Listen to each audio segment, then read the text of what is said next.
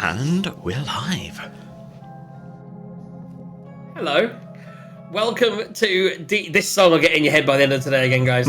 Welcome to the Sunday sessions of DJs and Dragons. I am your host and most attractive person in the room.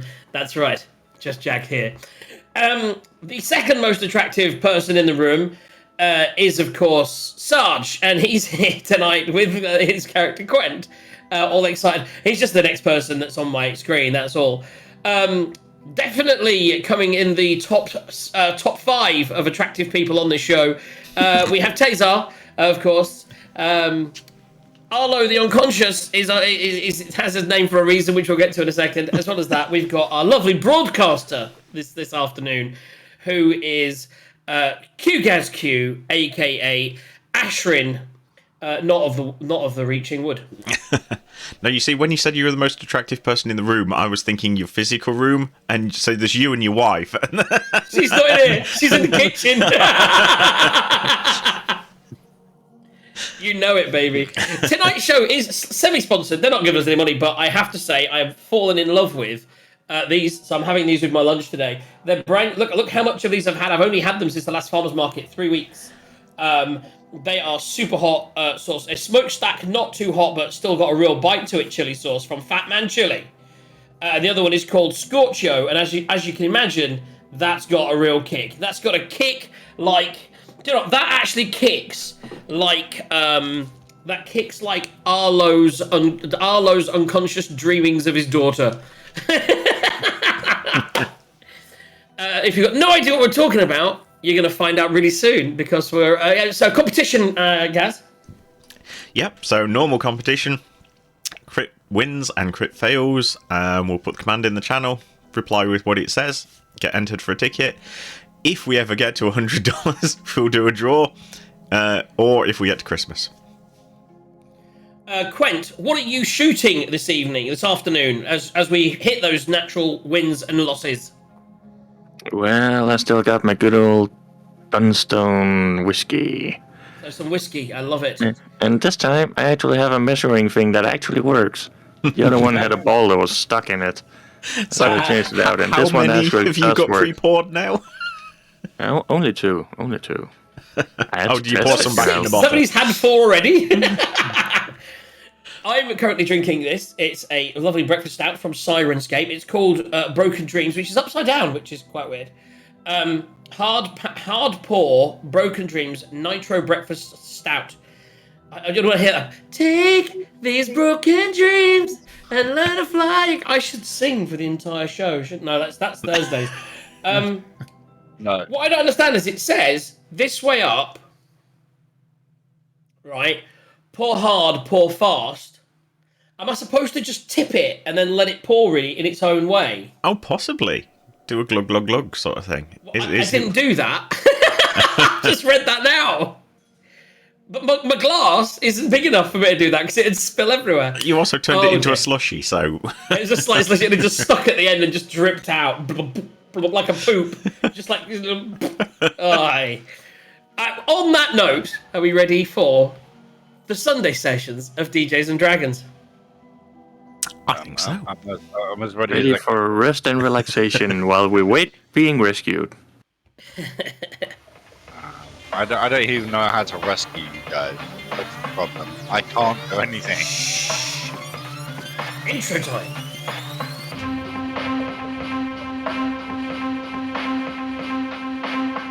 Our 4 adventurers have returned from clearing out a mine. And why am I doing that voice?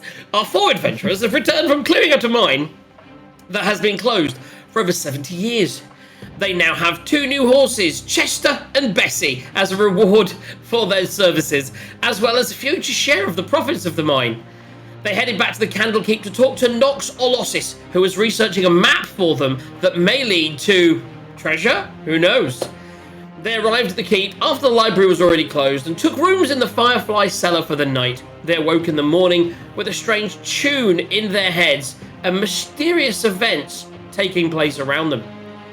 They were locked into the cellar as quarantine protocols came into effect while it was all sorted out. They discovered that a book, Shemshime's Bedtime Rhymes, was somehow responsible for the troubles, but have yet to find the missing tome. In a strategy to keep everyone safe, even against their will, the group led by Arlo tried to capture everybody into the mirror prison that they had found recently in a hag's den. While trying to do this, things went really badly. Some of the events that took place caused Arlo to be knocked unconscious, trapped in a nightmare where his daughter is abandoning him over and over again, which made him go unconscious. With no way to heal him, the group are left to figure out a plan to save Arlo before he dies.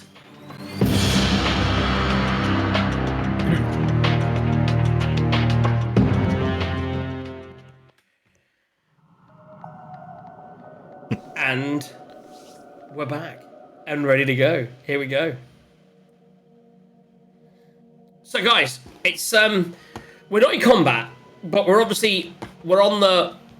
very much on the Clock. on the clock, so to speak. We are on the clock. So where we left it last time was right on the unconscious moment. So what we're going to do is we're going to do this, although we're not necessarily in any kind of specific turn order, we're going to work like a challenge. So everyone's going to get to have a turn, including the NPC. These things can happen simultaneously, so it isn't 6 seconds for each one. It basically everyone gets to do something, and then we'll look at how that resolves, and then we'll have a death saving throw. Then everyone gets to do something, then we'll have a death saving throw. Then everyone gets to do something, then we'll have a death saving throw. If at any point people are released from the mirror, they will go into that turn order, that turn, and be able to do something on that turn, if they can figure out what they need to do. So we will begin with you guys. Knock yourselves out. Who's going to do what? Well, we will end this because we ended the last one with the death. Everyone will get to do something as he collapses. So we won't be starting with a death saving throw. We will be ending with one. Okay. Who wants to do what? Should we switch maps? Yes. Oh, yes. Let me do that. So just to clarify things like this. So to let Taser know, Taser, you can try and stabilize someone. You can use a medicine check. You can go down there, basically giving him mouth to mouth. You could go down there, start pounding on his chest and say, "Don't leave me," and do a medicine check, which may, if you roll a 10, including your medicine, which isn't going to be easy, but if you were successful, he would be stabilized, which would then mean he won't die necessarily. Alternatively, you could break the mirror and see if you could convince someone that was in the mirror that may be able to help. There's also the option, just to get through these different things, that you could, I know we discussed it in the last session, because he did say the word out loud, you could do a history check to see if you remember the word to open the mirror, which would then allow you to open the mirror without breaking it on the next turn. These are all options. Who wants to go first? I still haven't switched the map. I will attempt to go first. You will attempt to go first. I want you to shed a single tear and heal me with the power of love. It's the power of love. Let's get zoomed right in there. Okay. I don't know what I'm doing, but let's. You guys, are you guys here yet? No, I haven't brought you. So I went to the Firefly cellar. I just didn't take any of you with me. That was going to be my next point. Here we go, guys. I was too busy trying to get some hot sauce on this nugget. Oh my god, I collapsed on a stairwell. Yeah, you do. Oh, I hope I had you on the landing. Otherwise, you could have fallen down the stairs and there's one death saving throw, there's another death saving throw, and you're dead. Go on then, Eagle. If Taser, if you're going first. Come on, Eagle. I'm going to take some advice, and I am going to do a history check. Thank you very much. So you're starting with the history check. Yes, I am. Okay, roll the dice. Remember the word. I bet you can get advantage if you've written it down somewhere as well. Do you actually know the word? History. I'm trying to find history right now. Wow, hiccups on the first bit of hot sauce on a Sunday. Woo! So history is in your list of skills, which are always alphabetical, so it comes after deception and before 17. insight. Do I so remember? as you see him there, you realise that you need to get these people out of this mirror now. because someone might be able to help him. You saw him go down. You're like, his eyes went blank, and your first instinct was to rush over and try and stabilize him. But you instantly knew, with that history, with that knowledge, with that intelligence, you were like, there's nothing I can do to help him. I'm not a doctor. Maybe someone in the mirror is a doctor and will be able to help him. So then you think, shit, how do I get in there? I really don't want to break it. Can I remember how to open it? And then it comes to you in your head that the word that you need to use to open the mirror.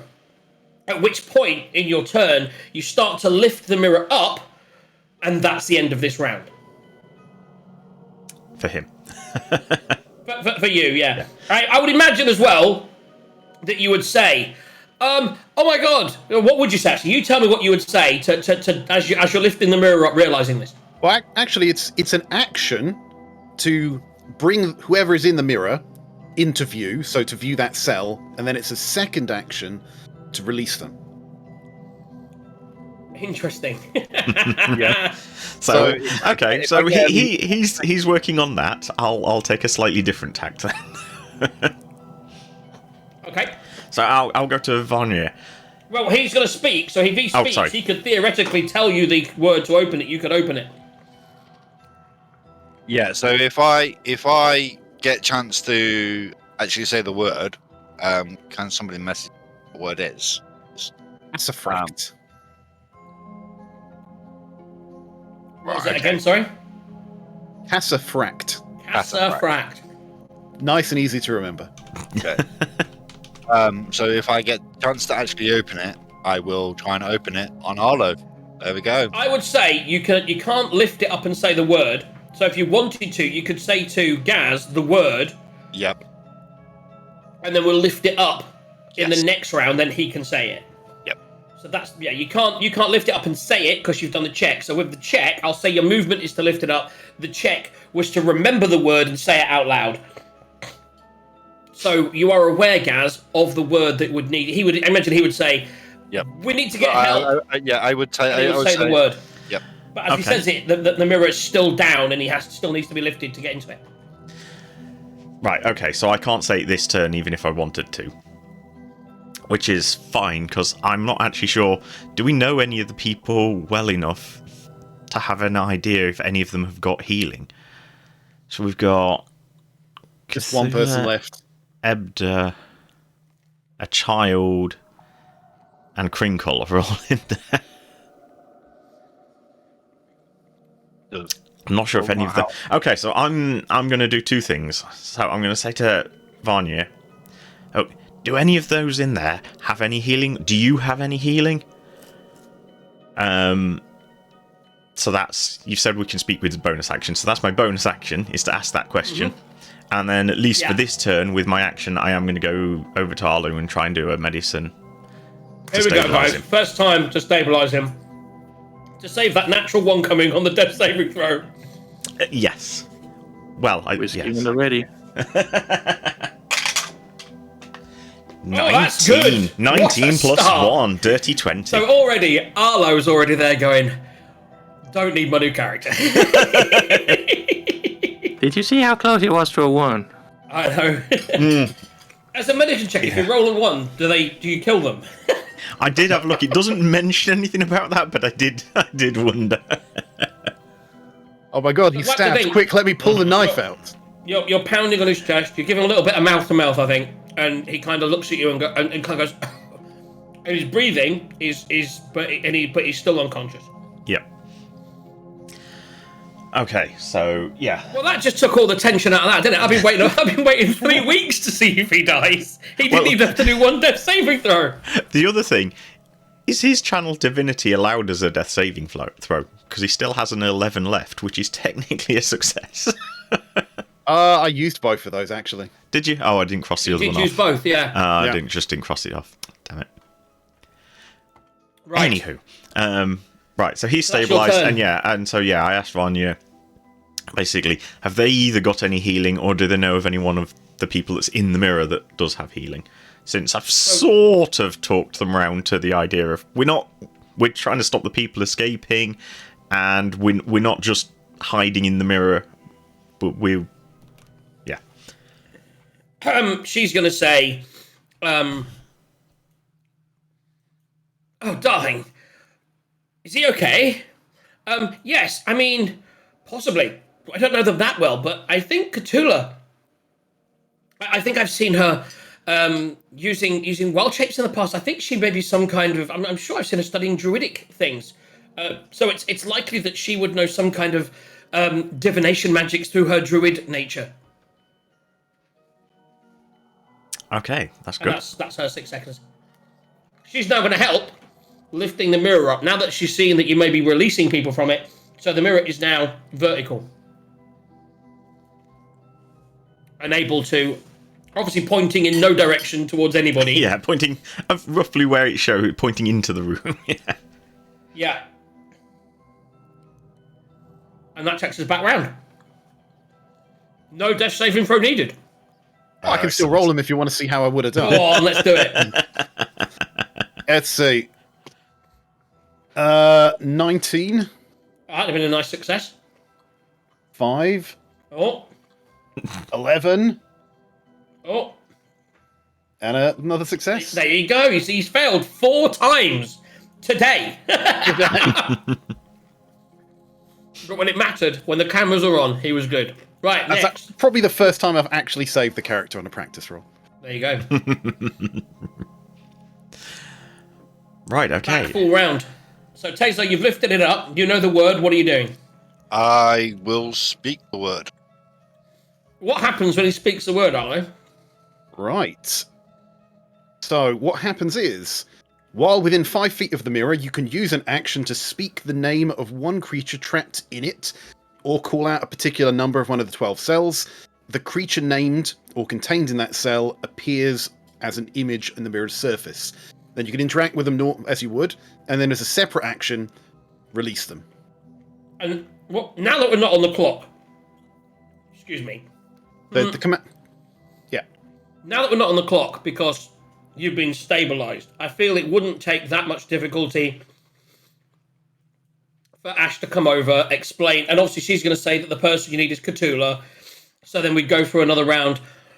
Tazar would then say Cthulhu, release Cthulhu. So you've now released her. I was going to say, before we release her, I was going to say, Tazar's shaking his head as well. We'll select her, but she was she was one of the people that was going to try and escape, so I think we need to talk to her before we let her out.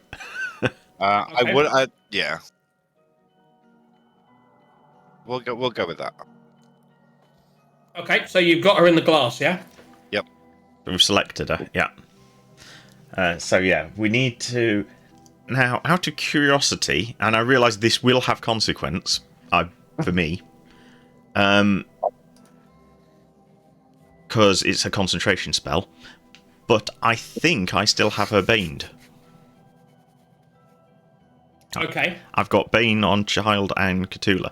So, I don't know how that helps, but more, it means I'm not concentrating on not getting the song in my head. Anyway.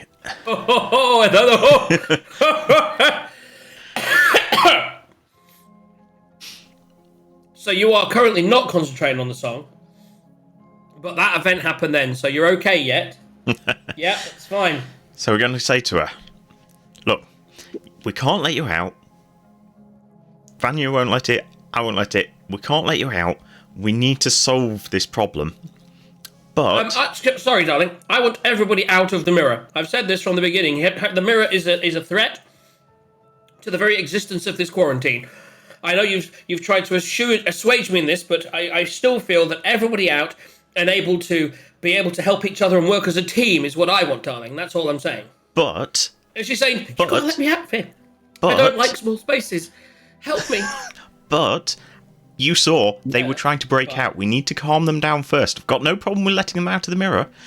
It's purely we're trying to help you here and help them stay contained. That's all we were doing with the mirror. Quite happy to let them out, but we need to have a plan to contain them. I'm sure we can do that. I mean, keep people contained to their rooms, darling. I would think that would be the sensible option. But, yes. I mean, we do need to get people out and get people moving. As for this one, and she's now she's banging on the thing, saying, "Where am I? Where am I? What is going on? I will come. I can come, but I must get out. I can't. I don't like this. And she can see you, and she's like trapped in this interdimensional space, and she wants out. Okay then. Go on. We'll let Cthulhu out and. So she's out, and she looks to the exit, and then she sort of looks at you guys, and she's like, she calms down, and she's like, I'm sorry for my outburst. Please don't imprison me anymore. I can be calm. I will hide. I will sit in corner of room. That's fine. Thank you for releasing me. Before sitting in the corner. Before you sit in the corner of the room, our friend is down. He got hurt in the scuffle. Have you got anything you can do to help him? And she looks over and she's like, he's the one who imprisoned me in the first place. Why should I help him? Well, I like to think that's Tazar who was holding the mirror and doing that. It was, but you had commanded it. You were like chasing people up the stairs. Well, two ways of looking at this. One, we still have the mirror. We could still continue again. I mean, Vanya doesn't want that idea, but we still could. And second, you're obviously of some sort of druidic background. Surely you don't want to just let him die in this unnatural way. And she sort of like looks at her. I don't like your threats. And she looks down to him and say, he's not in risk of death. He's stable. Why do you lie? He's at a risk of death. It's just not as great as it was, because I managed to patch him up with some tape. Yeah, Arlo's just going to moan in the background. At this point, she's going to start singing. And then she's going to hear herself. And then she's going to concentrate on not singing. Because she knows the dangers. She's seen them firsthand. Everyone's starting. You guys aren't the only clever ones or ones with abilities. So she's kind of figuring stuff out for herself. And she's like, you arcane types and all your fancy magics. And you can't do something as simple as this. And she just runs over and she puts her hand down and she does a cure wounds. It wasn't until I actually read the characters after the session that I realised that you've put a druid in the thing, and I thought that's hilarious. 1d8 plus her spell. Excuse me. That's hot sauce was hot. That thing was supposed to last like half an hour, and I've eaten it all already. It was so good. NPCs. What's her name? Cthulhu.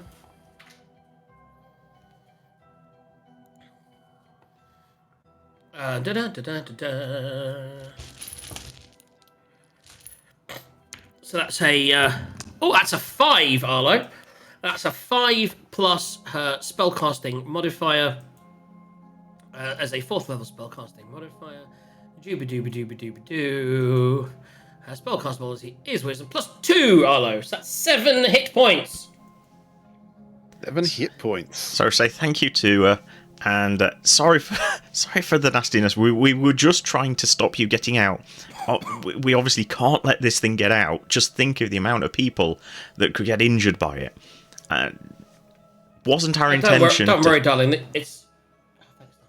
Don't worry, darling. It's this place. It's under quarantine. It's very secure. I was never really worried that she'd be able to break out. It's one of those very impressive locks. I'm pretty sure Ebda was pretty much had opened it, hadn't he? I'm sure we heard clicking that he'd done a very good lock check or something. I can assure you that a man of Ebda's skills wouldn't be able to get through that. I mean, I'd be astounded, darling. Absolutely astounded.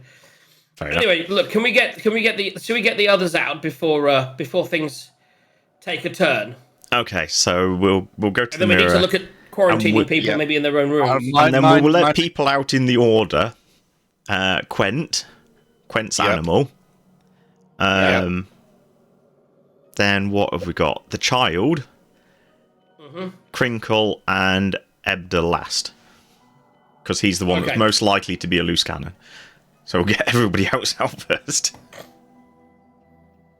Okay, cool. So currently, I was just about everybody. to say the next person would have been Quen. Yes, definitely. Get our friends out, our allies out first. So, Quent, his bear, Child And what are Crinkle. you saying Ebda. to people as you're bringing them out? Quent, try not to get in front of the mirror next time.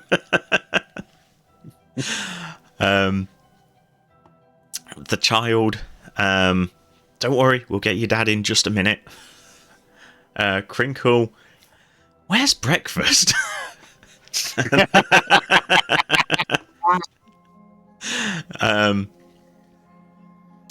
the last person comes out, you suddenly start to notice that all of them have started humming. I was going to say, and then once they're all out, then just say to everybody, right, we need to concentrate on not letting this song on. And then I realise I've been concentrating on Bane.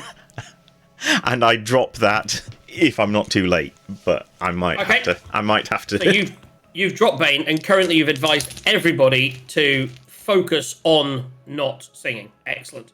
Okay, well, yeah, that's fine. So at this point, let's get the people actually on the map. Let me get rid of that. So at this point, you're in the main room. Everyone's focused on not singing. You're kind of now trying to remember back to exactly what's happened and what's going on with everybody. Obviously, everyone's had time in the mirror to calm down, so no one's breaking for the door or I was trying going to say get away. I was worried about Ebda on that, but he's. As you come out, that was the child, right? Yeah. Will dissuade him, and so he's currently. Everyone's in here at this point, taken away from what you're doing, really, because your leadership's all been terrible, and Arlo's now coming round and still weeping gently. Whilst that's happening, what's going to happen is. I'm trying to get people moved to say so I can read that. Is there anybody else in the mirror that we do not know about?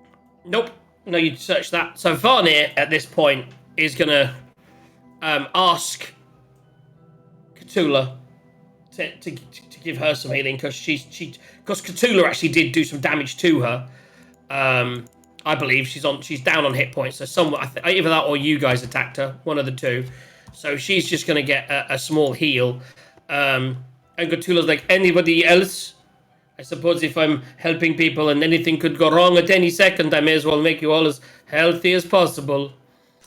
She's got 2 more spell slots. Let me see what I'm on.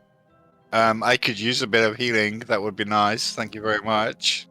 You're not as much as some of the rest of us. Okay, apparently I'm on who's maximum, asking? so.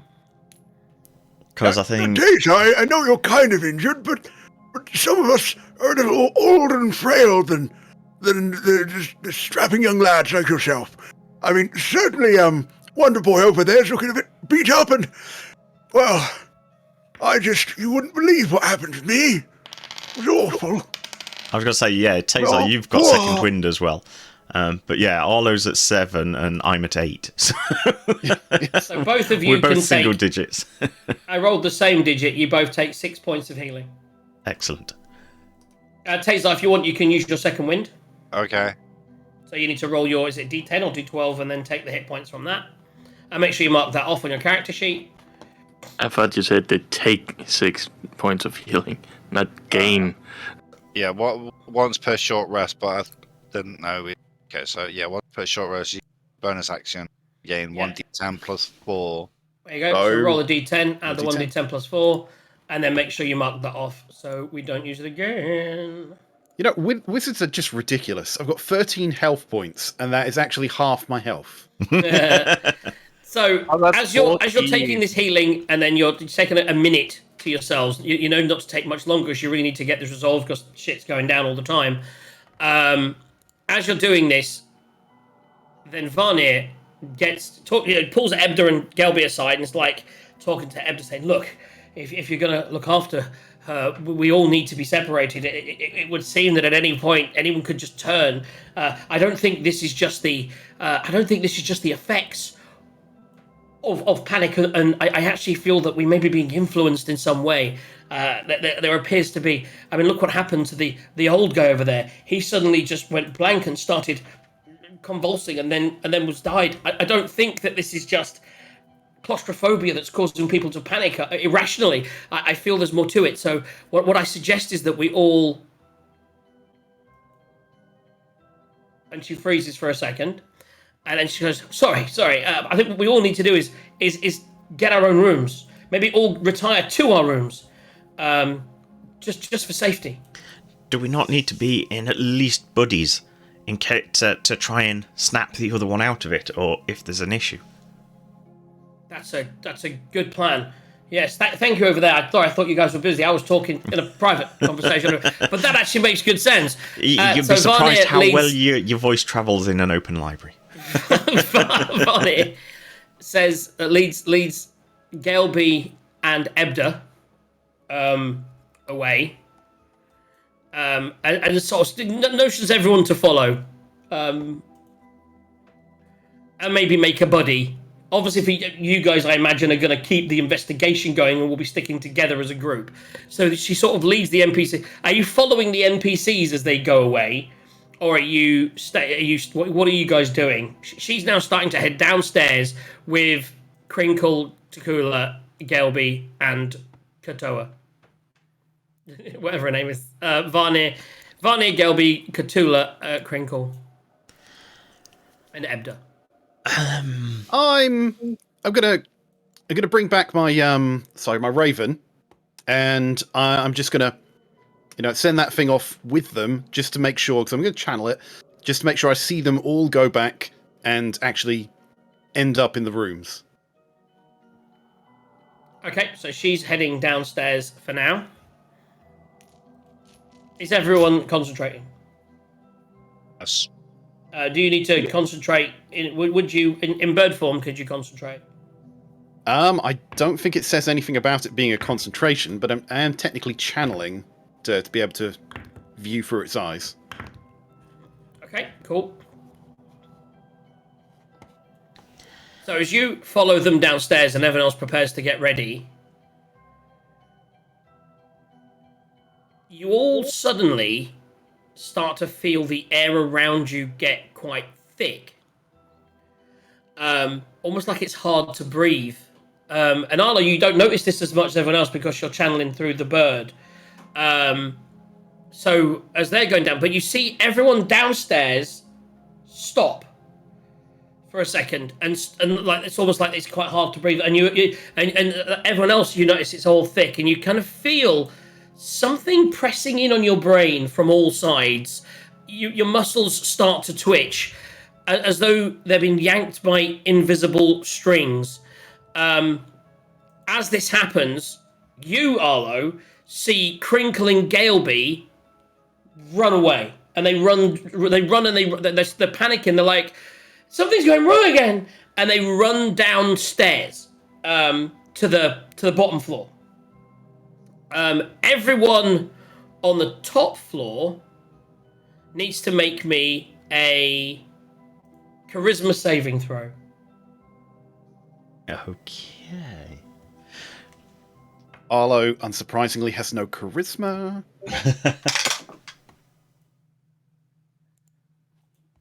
17. Nat 20 -1. Oh, we got our first nat 20, guys. Nice. Have a shot. I did it on. By the I did way, it upon myself. that works really well for the group.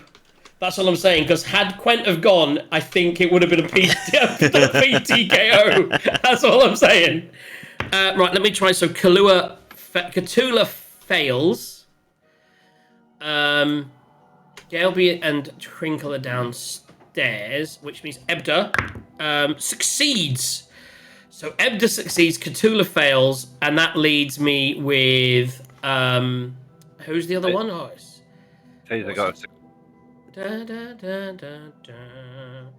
Varnir. That's why I'm not seeing it. It's off the page because it's a fucking V. She rolls. Oh, it's a 9. Oh, she has a +3. Oh, it still fails. Okay. Oh dear. That's a big oh dear on the middle floor. Poor Ebda's gonna get a kick in. Okay. So who succeeds? So what have we got, guys? So we got 2 successes. Arlo? Is that a 16. nat 16 plus or Yep. minus? Nat 16. Plus or no minuses on that, no? No. DC 15 on that one. And what about you, Taser? Straight 16. Any pluses or minuses? It's +0. There we go. So you all succeeded. Damn it. So suddenly, Arlo, what you see as you see this, you suddenly see on the ground floor.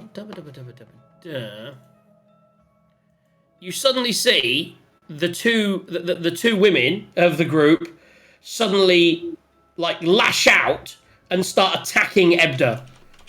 You would have lost control and be being controlled by Shemshime. I can't believe you all succeeded. That's so depressing. I was really hoping for some in-party fighting. You've let me down, guys. Okay. Well, I So- obviously will communicate this, Something's happened downstairs. They're fighting each other. Quickly, we must do something.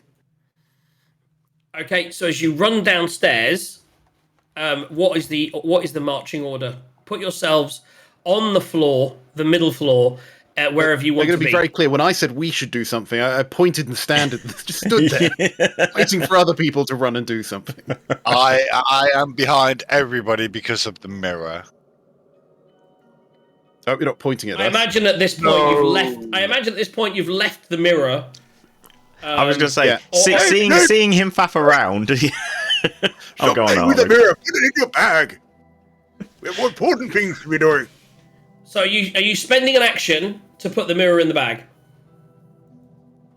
I will spend an Okay. action. So you're back here, putting the mirror away. Just We did about deactivate the there. mirror first, right? Just Yes.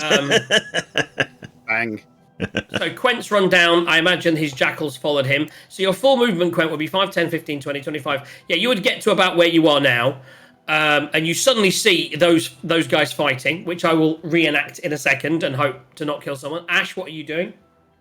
yeah, I'm going to head straight down as well. Yeah, I doubt I've got enough movement to actually get up to them. Not sure I would anyway. So right now, for the sake of shits and giggles, can I get an initiative roll for everyone, please? So I'll go down somewhere there. Initiative. Right. This dice isn't being too terrible yet. 9. 16 is a good one. Let me just move the two people out of the way that are not actually in this combat. Control you. Control you. Control you. You. And you. Here we go. So now put your turn orders in the turn order turn base. Right, now, Thingy. because Arlo was watching this as it kicked off, I would know who the aggressor is, right? You would have seen both the girls attack Ebda. Right. Yeah, 100%. He's in fact, because he was saving, he's not really aware of it. Effectively, would they attack each other? No, because they are being controlled. So they would immediately know that he'd saved and then attack him, which I imagine, unless he's very, very lucky. Let me do this one at a time. So Varnir is gonna do multi-attack with her cane twice. Where's that appeared? Has that appeared somewhere? Yeah. Here. Oh, that just says multi-attack. That's right. I actually yeah. have to do the. I have to actually hit the cane thing. There you go. So she's rolled a 5, so that would miss. Yes, she rolled a 2. There we go. So her first attack misses. Her second attack also misses. Well done, Ebda. He's like, what is going on here? Oh my god, my lover. I don't like this being hit by people business. So that's crazy that she missed twice. And Cthulhu is even more badass. Let me just read if they get control.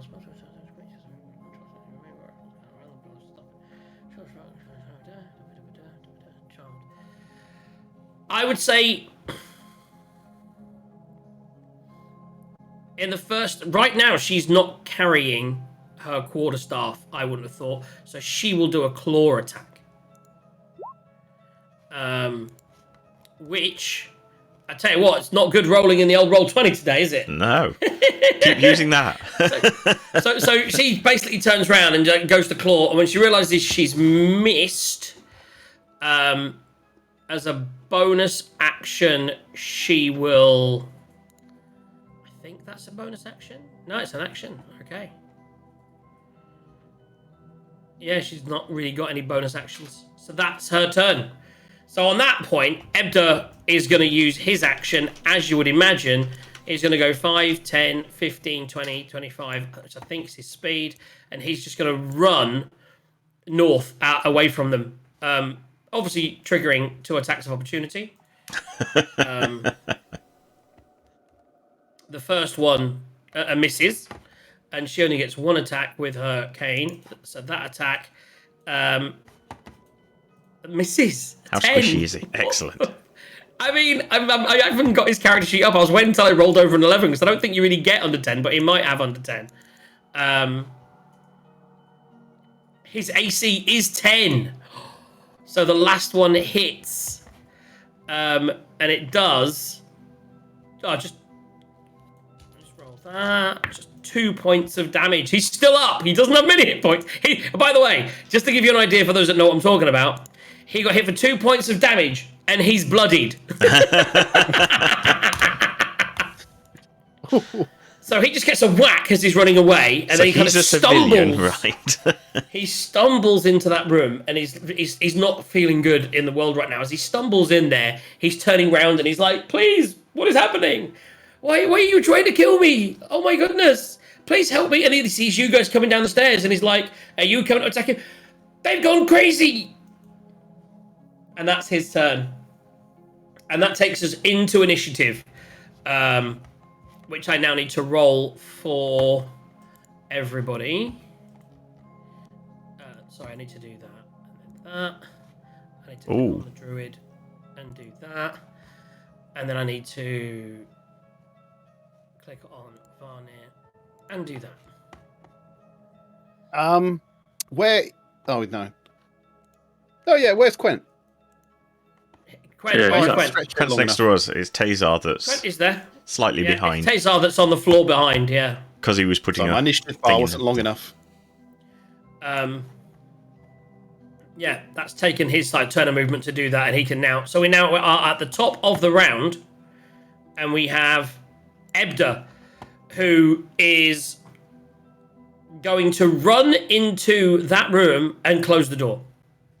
So that's like the supply cupboard that supply had weird cupboard bones which had in all it. the fireflies in it. The fireflies in it and the bones. Arlo's hiding He's gone spot into last the crazy place, and he's just going to be hiding in there with the fireflies. And he's going to close the door and put his very strong weight up against it. Which takes us on to Quent. Well, crap. So we need to, neutralize without actually doing much to them. Can't just go and sit on them. Could. Kind of makes sense. You've got an immovable rod. I do have that one, yes.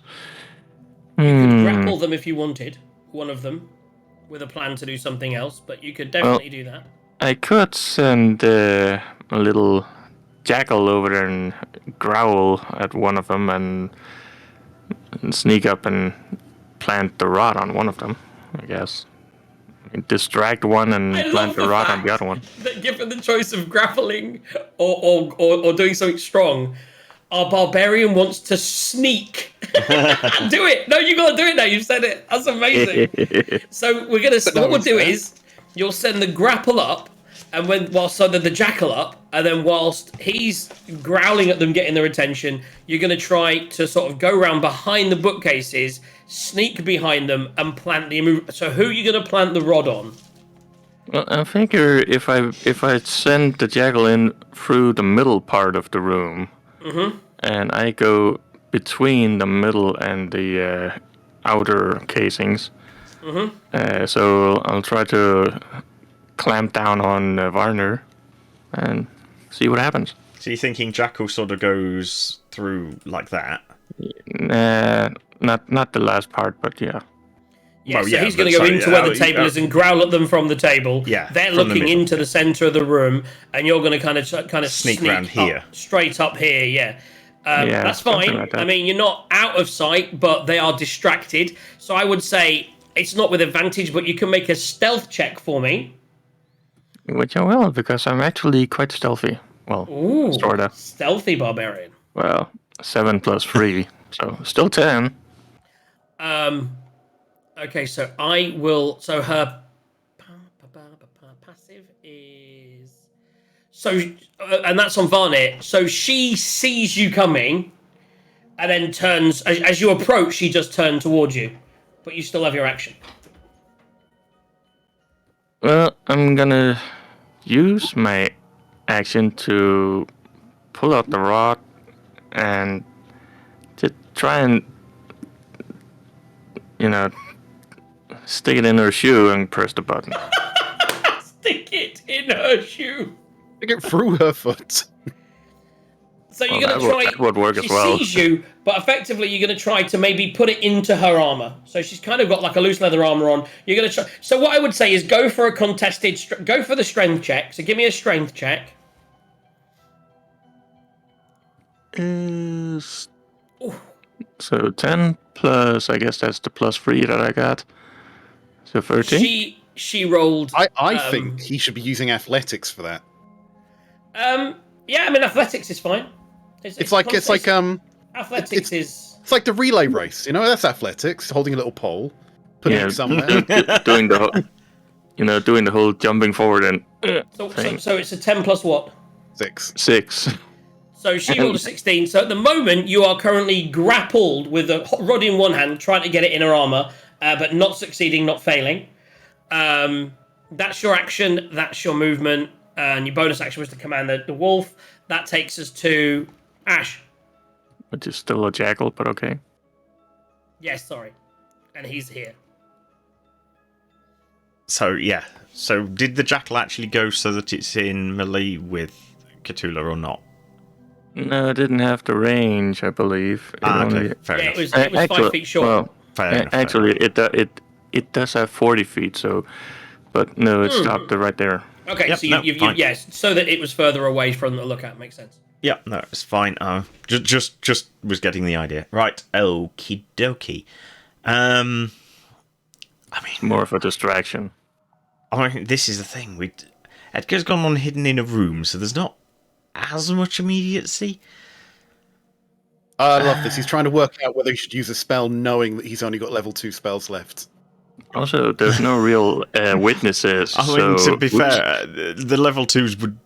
I'm not trying to kill them. And I don't actually have any crowd control left. I only had one and I used it early. No, it's more just do I do anything to try and heal them? Not heal them, hurt them. Or... So Sarge went and did that. How much movement have I got? 30, not a huge amount. Can I get... kinda?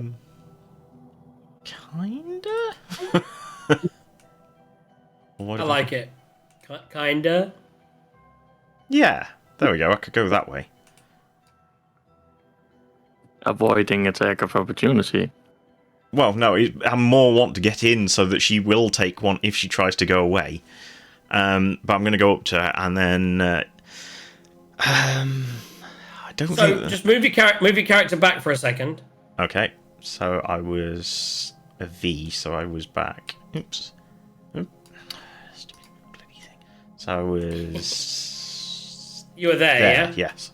So you can't run through bookcases. That is actually That's why I went down. 6 foot tall bookcases. That's why I went down and up again. Oh, so you're gonna... I mean, that's not really a gap between... that's like a 1 foot gap between those bookcases. You'd have to go down to the whole level with the staircase, which is the way in. You could go over the table, because that is a little table in between, like a reading table.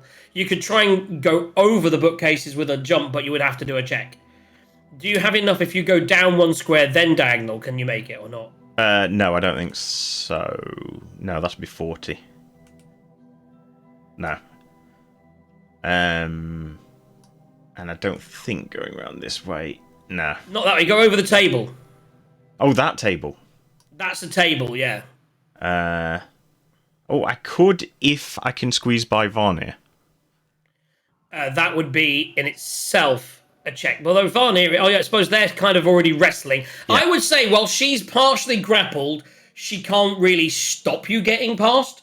So I will say you can do it, especially if you can get to there with 25, because I would say that would be difficult terrain. Terrain for that so square. You've got difficult terrain. You have to so if you move left, you have to move right one square. I think. If you was that 25 to there or there? I would say you could get to there. Okay, fine. You want to be there, though? Essentially, Oh, yes. he definitely wants to be there. He definitely wants to be there. I'm super excited about him being there. Yes. I mean, yeah, I'm trying to put myself to stop them running after Ebda.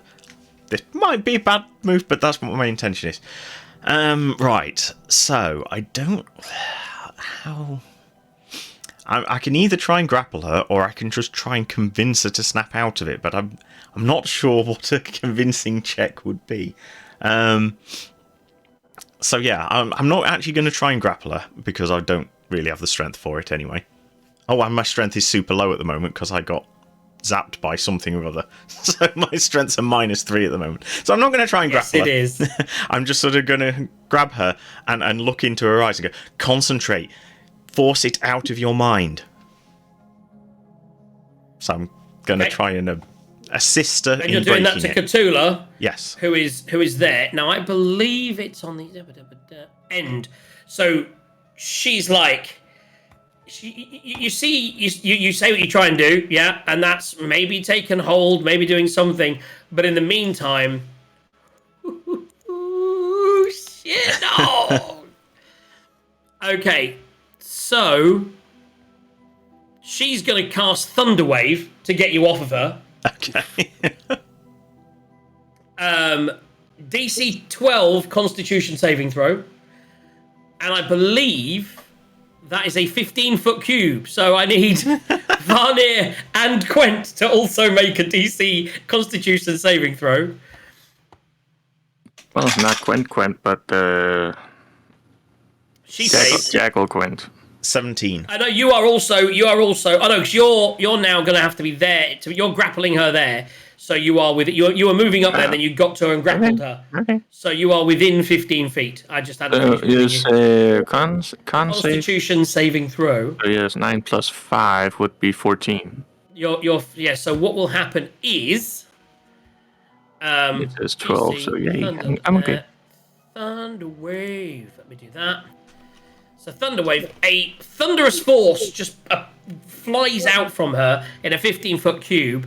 On a failed save, it's 2d8 damage, and they're pushed 10 foot further away. On a successful save, they take half that damage and aren't pushed. So 2d8 thunder. I'm using a green dice. That's a 2, and that I can't see. It's out of screen. Is a 7. So that's 9. So each of you takes 5 points. It goes the other way. With damage, it's the other way, isn't it? Yeah, so 4 points. Each of you that saved takes 4 points of damage. Did the jackal... So even if the jackal saved, he'd be gone. So that jackal is gone. Jackal is gone because he's only got 3 hit points, and you just took away 4, so... Everyone else saved, though, didn't they? So no one got pushed away. Mm-hmm. Okay, so you're all still there. You guys grappling are now kind of thrown against the books, but you're holding your position. You're still fighting. Ash, you take the brunt of it just in your face. And you're still, I think, holding on to her. You're still holding on to her and looking in her eyes. Yeah, which not may or may not grappling help. as such, but yeah, the intention is try and give her advantage on whatever save she's doing. I don't know if that even works, but that's my intention. I mean, what your intention did was it saved a natural 1. But she still didn't break free. Okay. On the other hand, Varnir rolled a nat 15. So Varnir suddenly I think that wave hitting her has broke the effect, and she's now like holding on to you, and she's like, "What are you doing, darling? You're not really my type." and she kind of Oh, shush you. And then we go now to, and it's now Varnir's turn, who's like, you can let me go now. I think everything's okay. And then if you do let her go, or not. Oh, but I kind of like this machine. Okay, I'll let her go. At which point she breaks free, and she can see that she's just done that. She saw it got hit from that. She looks in at her eyes, realizes that there's something going on, and she is going to try and grapple Cthulhu. So that will be a 12 for her plus nothing. Nice. And a 7 plus nothing for the druid. So she's basically successfully grabbed Cthulhu at this point, saying, maybe we should lock her up in one of the rooms downstairs or something. Can any of you help me? Of course we can. So I think at that point, if Quent... actually, at this point, we would go down to Arlo, sorry. Yeah, I think the only thing that Arlo would do is give them guidance. The one that's still affected. So we get we get Poe to do it because Arlo's not going anywhere near that person, even if they're restrained. So you're gonna give it to Varnir, yeah? Yes. So Varnir's got guidance straight down there. She feels this burden on her shoulder. She suddenly feels that she's a bit more guided in life. Tazar, what are you doing? You're muted. If I have managed to put the mirror away by now, Yes. I'm making downstairs. So you get to the bottom of the stairs and you see Arlo there with the bird flying over and landing on Cthulhu's shoulder, and you see Cthulhu being dragged by Varnir in your direction, but they're not moving yet. They're just starting to... It's basically a little bit of a tussle going on. And you're stood right next to Arlo. Okay. Obviously, with the bonus action, speak to Arlo and ask what's going on, because I've been out of the room.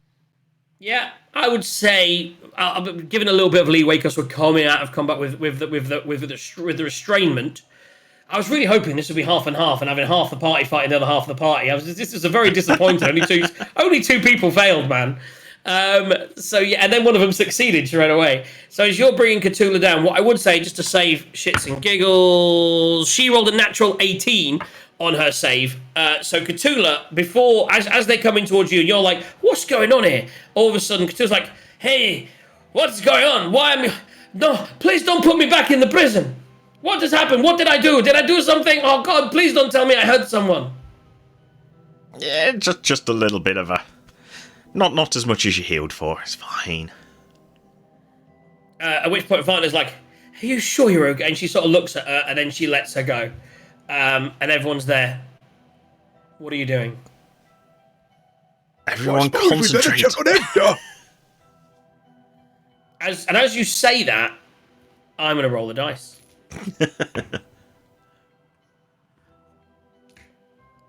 And I get to roll another dice. Okay, D6. You want low numbers, guys. Low numbers.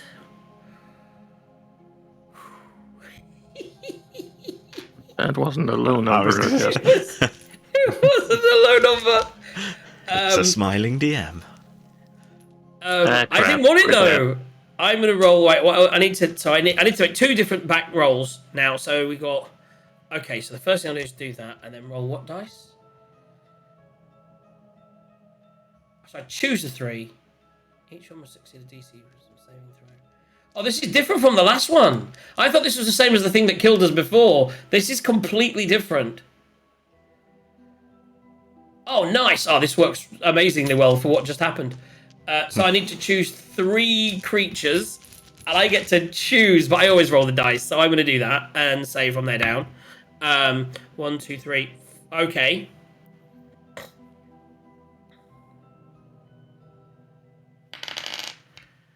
Perfect. Ooh. Oh, okay. I'll start. Well, that was Sarge, definitely. I'm going to start at the bottom of that because I work my way up the screen, so to speak. So, Tazar, as you come down the stairs and you say, and you kind of look at Arlo like, what's going on? He turns around and he's about to say to you, oh, it's okay. I think we've restrained Cthulhu, and then you see them sort of freeing her up. And at the moment they're freeing her up, you realise both of you are singing because you stopped concentrating. And at this point, Tazar just suddenly goes glass-eyed. And what weapon are you holding at the moment, Tazar? I would say Rapier or gun? It was the scimitar that you were holding, I think, because you were fighting by the mirror. I don't think you had your gun in your hand at that point. yeah, some. So Yeah. either or. So basically, make an attack roll with one of your weapons. You choose. Make an attack roll with your weapon. Okay.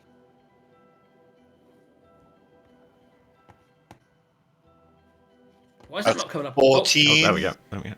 So that's a 14 to hit you, Arlo. My AC is 15 with mage armor. Did you lose mage armor when you went down? No, it's not concentration. It just stays for 8 hours. I don't believe you, but we'll go with it. Oh no, because he's put it on Quent before. Yeah, because major armor with concentration would be really limiting for spellcasters. Okay. Yeah. So that mage armor's just sitting there. So all of a sudden, as he comes down and says that, and you say that to him, he suddenly, what did you do? Did you pull out your gun or did you pull out your scimitar and attack? It was the scimitar attack. So he suddenly pulls out this bended scimitar blade, and he suddenly just swings it at you, and boom, it just bounces off your mage armor, and you're like, oh god, no, another one's gone. Meanwhile, suddenly Cthulhu, who's been dragged by Varnir, kind of breaks free now, and she's looking all calm, and she's like, it's okay. At which point, Varnir stops and goes glass-eyed, and she just swings at Cthulhu. Misses. Fortunately, she's really bad at combat. Ash, what are you wearing or holding weapon-wise? Like, if I was to say... I mean, it is just a weapon attack, isn't it, I think, on 6? Oh, no, oh, wait. DC... Oh, Oh, I also... Sorry, I need you to make a... DC 14 saving throw, please, Tazar. I read it wrong. So Any particular type of save? DC 14... So, Tazar, you're making a DC 14 wisdom saving throw. Wisdom save. Well, that's an automatic fail. That is a fail. So you take 6 points of damage. Presumably psychic. And then psychic damage, and then do that attack. Quick question, did you second wind, or is that still waiting? No, he did it. I did. What? Did you add the hit I'm sure points in? My current is 30 after damage. Yeah, makes sense. Because yeah, Okay. you second winded 14, didn't you? So you were right back up to max. Okay, so you just move your hit points down by that 8 points of damage. She actually takes... Ever. So Varnir turns around and goes to attack and misses. And as she misses, she just flashes and she drops unconscious. So she's lying at your feet, Ash, unconscious. And as you see that happen, you flash, and you need to make a DC 15 saving... a DC 15 wisdom saving throw. 14 wisdom saving throw. Nope. So No, I'm only that plus 1, is, so 11. 8 points of damage. You always get really high damage compared to everyone else on the same dice roll. He's on 8. I'm now on 2. And you now need to attack Cthulhu with it just says a weapon attack, a melee weapon attack. It is a melee, so it would have had to be a scimitar. So if you've got a melee weapon on your person, you would pull it out and attack. Yeah, so it'd be my dagger then. Because that's... Yeah, I'm mostly spell, but... I like how after you've done this, we've already used all the spell slots up as well. I mean, Arlo can do some. So anyway, dagger attack, right. Hopefully Miss. that doesn't hit. That's 8 to hit. Misses. Excellent. Yeah, she's got 11. I'm not good at melee. And that is that. That's literally, so that was all your reactions for this turn. And all of a sudden, all of you, so Tazar, suddenly you realise that you've just attacked Arlo, and you're like, oh my god. And then Ash, you're the same. And that is the bottom of the round, which takes us back up to Ebda, who's not going anywhere. Quent. Yes, hello. What are you doing? That's a good question. Well, I'm gonna retrieve and stash away my immovable rod. First of all, obviously, I don't want to leave that one out there. That's a hell of an expensive one. And yeah. So Varney just slumped to the floor, so she's unconscious. Did you want to try and help her in any way? I was going to say unconscious I'll as in explain it. making death saves. Yes. Right. Assuming Tazar doesn't kill me, I'll sort her out. We're supposed to just get him down in the basement, lock him in the rooms or something, right? That is the plan, yeah. So my plan, cough, cough, would be to go to Varner, fling her over the shoulder, and start heading down to their room. And yeah, so we can, get him out the way. Not in that kind of way, but Okay, so as you go into the room, you throw her over your shoulder. And you're taking her downstairs. Is anyone going to try and heal her on the way by? I would use spare the dying. She made 3 successes anyway, but yes, so as you go past, you just hold her onto her and you go spare the dying. So she's now unconscious, 0 hit points. So as we now all head downstairs, Ebda has locked that door. Does anyone want to talk him out, or is everyone happy to leave him in there? The thing that worries me is if people keep doing like Varney's just done, and for honestly, I'm about to do it to HP. If someone's on their own and they go down, they're just down. Yeah. It's almost as though we want people to go down and then Arlo to just go cast Spare the Dying on all of them. So This sounds like the mirror plan. I don't think you'll get them on board. To be honest, let's kill them to save them. No, it's more they're doing that to themselves. We need to come up with a plan to try and block this or stop this. Figure out what's going on. So when you get to the bottom of the stairs, Quent, and who's following? Whilst you guys are thinking about it, you get to the bottom of the stairs. We'll follow him. So Where are you I want to putting- stay together. Where are you putting Varney? Now, if you remember when you came down here before, which you would, because it was only a few hours ago for you guys, Varney's room is the first room on the right. That Yeah, was just Cthulhu. That's say not Varney, the isn't green it? Yeah. room, but Yeah, so if you go into here and then you just lay her down on the bed, she is now unconscious, asleep on the bed.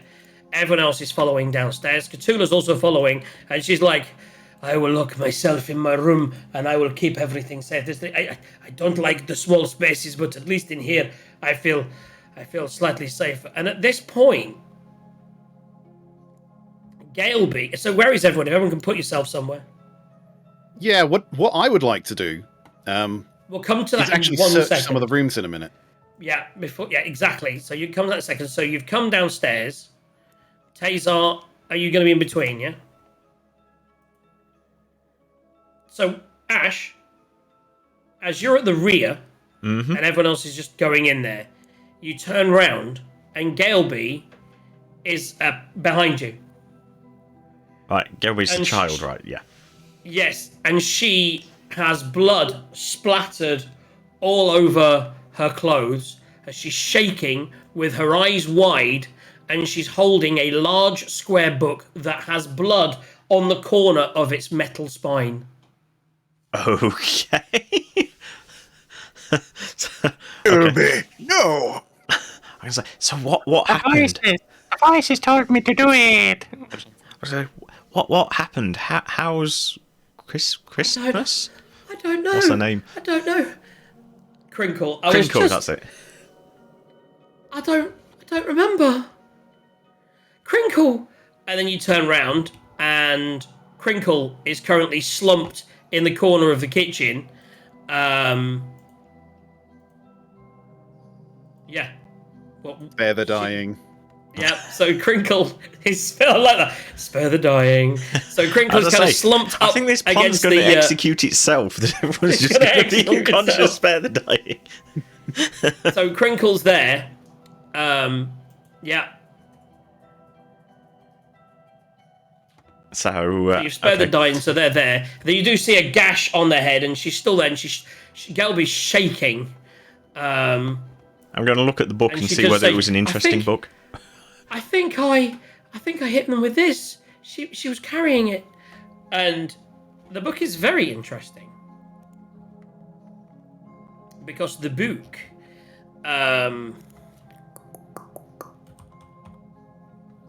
It isn't a book full of bedtime rhymes, is it? Is it? I mean, without opening it, you do see that it looks very interesting, and you can now see it in all your journals. And I've just shared it on the screen. Can you all see that? Not yet. Is that on cams? You don't see Show to players go, is the there we button go. I wanted to. Yes. So there is the book. The book is fascinating. Arlo fails his wisdom saving throw. Straight to the book. The book must burn. So the book has it's a mechanical curiosity of gnomish design. The cover is made of wood and copper. The front bears a faded, hand-painted rendering of a round millstone. The book is square, around 18 inches long. On each edge of the cover, along the long edge of the cover, is a silver music box set into its spine that is heavily dented. The book has no pages in the typical sense, but as you open it, it reveals a pop-up cutaway illustration of a quaint watermill made of wooden panels of wood, tin, canvas, and leather. It has a clockwork design generated which generates 4 animated separate scenes while the music box built into it plays the tune that you can hear in the background. It implants the rhyme in the minds of those who hear it. As you look at each of the scenes, you can see the images as follows. A mother chops the feet off an ear off her husband with a scythe. The family dog bites off the mother's hand.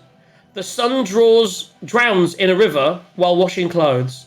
And the final scene hasn't gone up. You don't see it. It's frozen. That scene isn't currently playing. Okay. And you do see, if you could now make a... who's looking? Arlo did say he fails this thing and he's going straight for the book. I was going to say, he kind of pulls the book. When I see a book, I naturally think Arlo. It's Yeah. He'd just be like, A gnomish book? I never thought I'd see such a thing. A mechanical contraption. you know, he'd be fascinated that someone's turned a book into a mechanical. Make me an whatchamacallit. intelligence check, please. Right, is it saving throw Investigation. or investigation? An investigation check. Nat 1. Oh my god! You are just so busy concentrating on doing it that you're so fascinated by the book that you don't really spot anything strange about it. Really, although you're concerned that it's not playing, to its conclusion, you don't really understand why that would be important. Yeah, that wouldn't be important. You know, the book is the thing that's fascinating, not the story.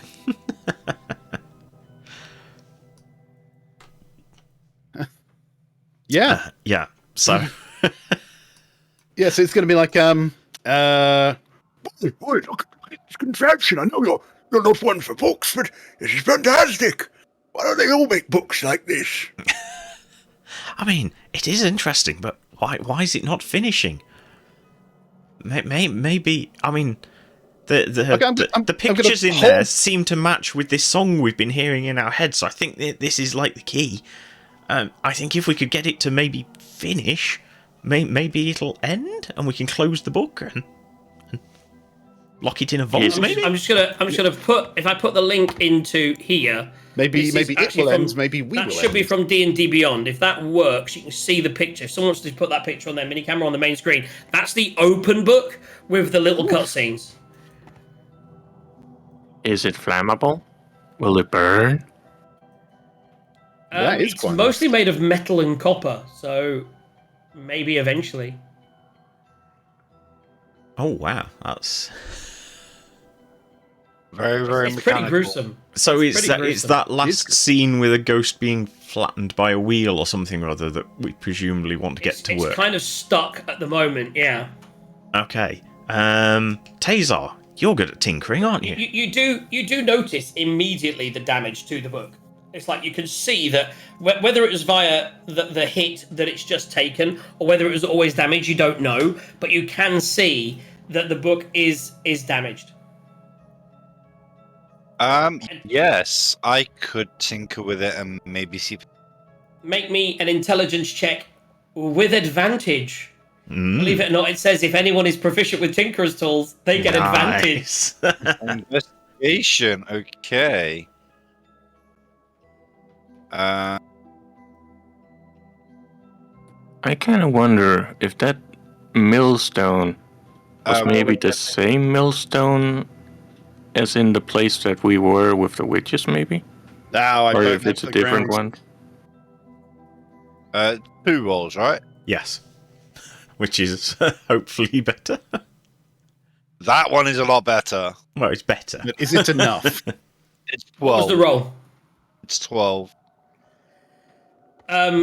So you spend some time and you kind of fidget around with your tools, but you can't seem to get to the. Although you know the book is damaged, you can't seem to fix it. What you do discern is that for some reason the music box has a brass cylinder and there's tiny pegs in it. Your investigation isn't able to determine how to fix the book, but you are able to determine that the book is in fact broken, and that's why the story isn't completing. Okay. And if you share that, you also would say that it would take someone much more dexterous than yourself, maybe, to be able to fix it.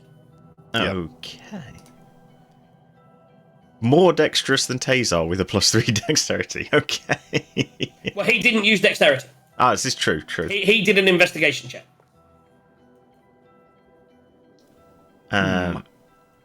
But so Also, If- sorry, if could he you make did- me... if he did Can you a make me tinkering check, that's dex, isn't it? It wasn't a tinkering check, it was... That's No, the no, thing. I said- He had the no, tools which but- gave him advantage. But if now we've got some idea of that, if he did a tinkerer's check, The other check you can do is a dexterity check. Yeah, and It's a and straight Arlo D- can it's a also straight give dexterity him check. Arlo can give him guidance as well. I was thinking if you give him guidance, and I could, and I don't know if this is going to help, I could cast prestidigitation on the book in case there's any dirt in the mechanism. So you're casting prestidigitation. I do need Taser. I do need you to make an intelligence saving throw for me. Whilst you're investigating it, Ooh. the book fought back. That's a 5. Oh dear. So you take 4d6 psychic damage. I need more d6s. 46 sounds like a lot until you roll a 4. It is when you roll 2 8s. Your 2 dice. That's 16 points of damage. Ouch. Ever So dying. who's going next? Okay, let me just check. Do I have? So you're doing prestidigitation. So Arlo, you're saying that you're casting Am I also guidance. doing the dex roll as well? So now, yeah. So make me just a straight dexterity check. So that is basically clicking the button of dexterity that on your screen says, I believe, 3. Yep. Yeah. And then roll Click a that d4. button, and then add that, and then add a d4. Yeah. Well, that's 15. Yeah. So add a d4. Get this over the top. 1, 4. That's a 4. Oh, nice. So all of a sudden, as you're playing with your tinkering tools, all of a sudden you find something that goes click, and then the story. You then hear the full song come out of the book, and we're going to listen to the full song. Then we're going to take a break.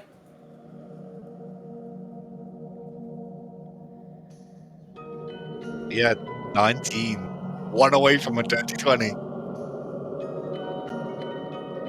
Of course, there's still a really long intro on the song, but here we go. No, it's still.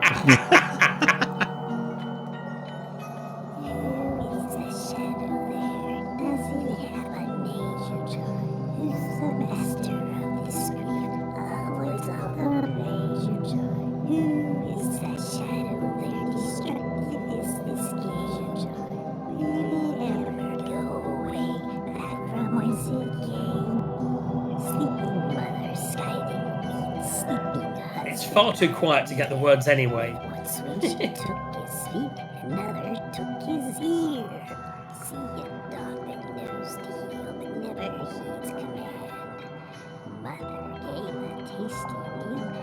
dragons have been overhead.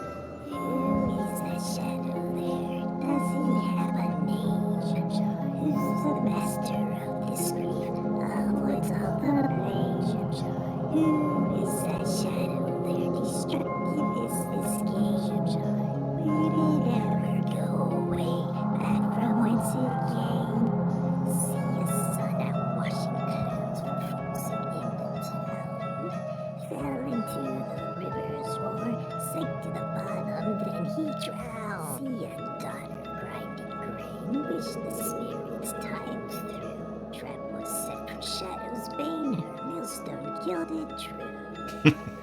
You're now all singing that song in your heads, but you've all stopped. You're still concentrating, I would imagine, to not sing it. But as you hear the book finish the song, you heard the last verse, which after the father killing or being killed, the dog biting off the mother's hand, the son drying and washing clothes. The final scene finally plays out, and as it's repaired, you see a daughter defeating the shadow monster by crushing it under a millstone, and you hear the lyrics: "See a daughter grinding grain, wish the spirit's time was through. Trap was set for the shadow bane, her millstone killed it true." And as it finishes, and you finally hear this irresistibly catchy tune, a shadow starts to appear in the smallest area that you could possibly ever want to fight in. And yeah, all of a sudden, Shemshime, Shim Shiru. I just want to double check that I'm saying this at the right place. Yeah, that's what I'll click on. Repairing the music box. Once it's fixed, it plays to the end. The scene plays to its conclusion, showing the tiny representative being crushed under a millstone. As the singing final stanza draws to a close, Shimshimini is summoned into the room. The book trembles, its mechanical inner workings squeal to a halt for a moment before whirring back into life. You hear clicks. Shadows start to come out of the book. Like, and you hear like a whistling, like steam from a kettle, like or the steam and the shadows start to collect upon the ceiling with wisps of darkness coming, and it's all in the kitchen, which is quite apt. As the darkness suddenly forms into a vague humanoid figure, the scenes inside the book start to transform, create an entirely new picture that includes tiny cutout pictures of yourself in this scene. Nice. And that's where we're going to take a break. And then we're going to roll initiative and have our boss fight, finally. Woo! How about that? Boss fight time. No short rests for you guys. It's a good And thing. who's in the It's a front? good Oh, thing it's we put Ash with Asher in. 2 hit points. Actually, Arlo stepped in to get the book. So you've got the 2 squishies at the front. You guys really need to roll high initiative and get the fuck out. It's all right. So We've got actually, Galeby. As long as we can get her What a I would millstone. say, what I would say actually is, as all the steam and everything is coming out, I'll give everyone 1 action that they can do. At which point, Galeby is going to see this and she's just going to book it in that direction. So I'll allow you guys to do 1 movement. I'll allow you to all move. You can't act, but you can move, and then we'll roll initiative. So if you want to move, feel free to put yourselves where you want yourselves to be when the combat starts. And also, obviously, currently, Crinkle and Varnir are incapped.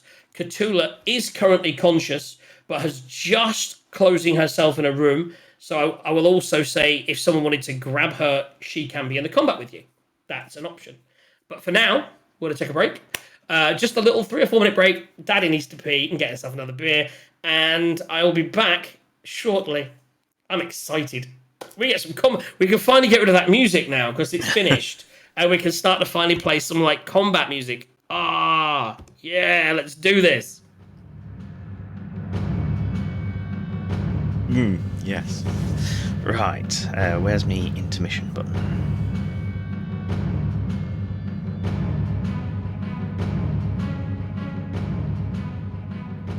Okay.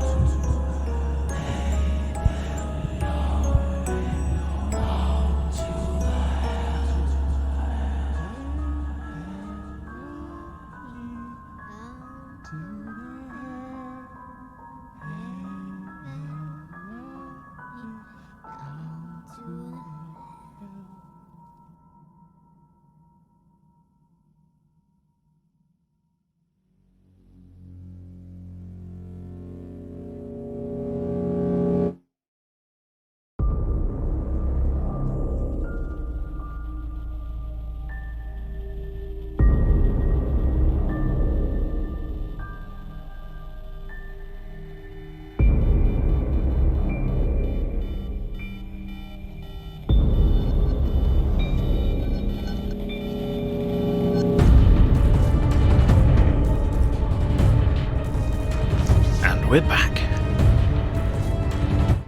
Put him kind of in the middle of the room. Just there. Let's move Crinkle on top of the cooker. There we go. You may Right, also guys. need- Right, so Shemshime has appeared. Shemshimini, as I like to call him, in the center of the room, like smoke monster coming out of a kettle. And as that was happening, Arlo ran away. Ash ran to grab Cthulhu to say, "What are you going to say in 6 seconds?" We found the problem. It was a bug. Come help. Ugh. Okay. So she, it's like she's a proper cat. You know what I mean? Oh, this is so difficult. My life is so hard. Oh my goodness. You humans and your drama. I just want to lay here and lick my own. Right. So we should move on anyway. And Tazar's where Tazar is. So everyone's where they are now. If I'm going to clear the initiative roll, everyone needs to roll initiative. That die was starting to get... Nat 20. Oh, Oh, we got a nat 20. The good news for you guys, by the way, is there is only one bad guy. The bad news is he's really badass. And we're all squishy. On a scale Well, of I'm 1 to set. Frost Giant, Just to get that, I'm going to leave that there. I'll do some dice rolls as well. I do just want to roll my initiative from there because it's really easy.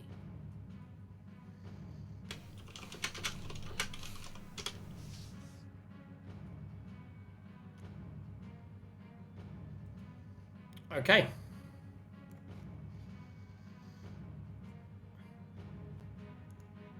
I rolled well. How about you guys? Not so Yeah, much. depends on if you want to Oh, be. I haven't rolled with under attack. Cthulhu yet. Let me roll with Cthulhu. I'm actually going to pop her character sheet out. 1 second. KT. Come on, KT. Oh, do I need to have the little K apostrophe T? Yep, there we go. And let me do this. So her character sheet's going over my Twitch window. Hi, everyone on Twitch. How you doing? You're all quit winning, are you? I see. So she grabs her staff out of her room as well at this point. So she has all her abilities. But she's already used all her level 1 spells. And she's used... yes. So she's used all her level 1 spells. if Glam has taught me anything, it's that druids shillelagh. Shillelagh. Shillelagh. That's what she's got. That's how she's starting with some shillelagh. She's got a couple of things to do, actually. So she's at the back. She's in the fight. I haven't done her initiative. That's what I was doing. Let me click on her token, which is clicked on, and roll initiative. There we go. Sorry, guys. Just getting this thing rocking and rolling. There we go. She's rolled shit, but better than Ash. Right, let's move everyone in turn order. Descending, starting with Arlo of the Reach and Run and his natural 20. We all know what Arlo's doing. He's already told us. He's casting... He's casting Mirror Image, so rather than doing something helpful like attacking, there's now 3 copies of himself. So even if he gets targeted by, by an attack or by even a spell effect, that thing has got to roll to see whether it even gets the right person with the spell effect. How many mirrors do you have? 2. 2. And they have AC as well, so Fantastic. it's not like they're not there. If you hit them, you still got to get over the That's AC a really, to destroy really them. useful spell. Really useful spell. It's just a pity it's not a bonus action. So that's your action, bonus action movement. It's not actually concentration. Nice. Bonus action movement. We were, when you put like a pea under a cup and shuffle them around.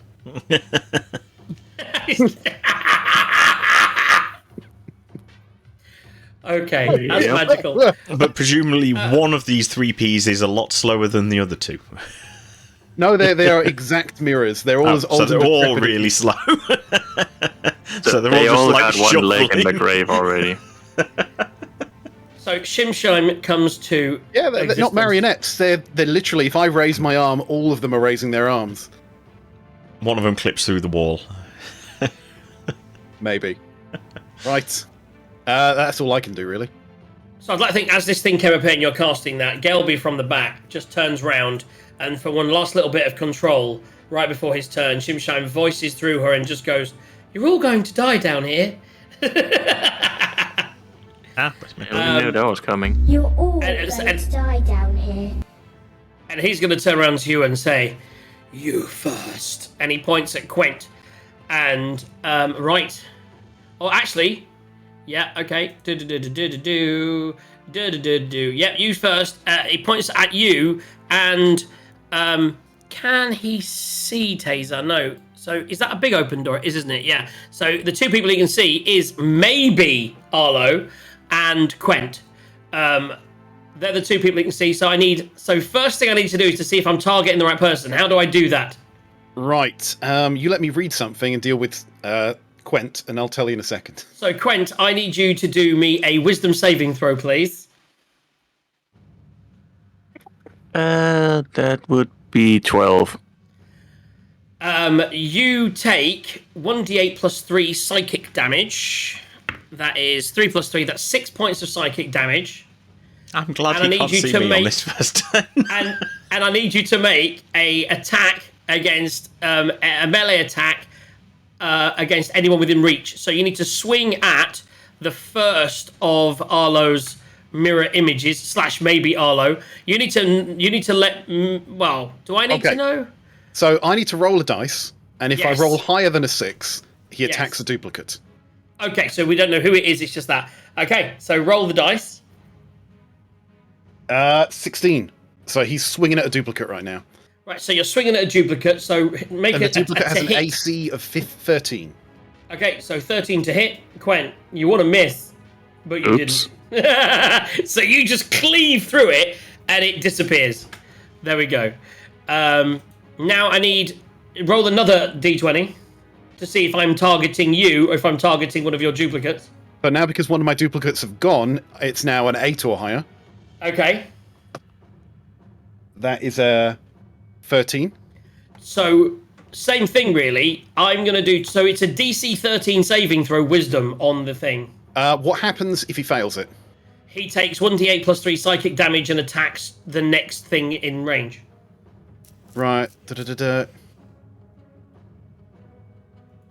So I imagine he just... Okay, no, it says he a just- duplicate can be destroyed only by an attack that hits it. It ignores other damage and effects.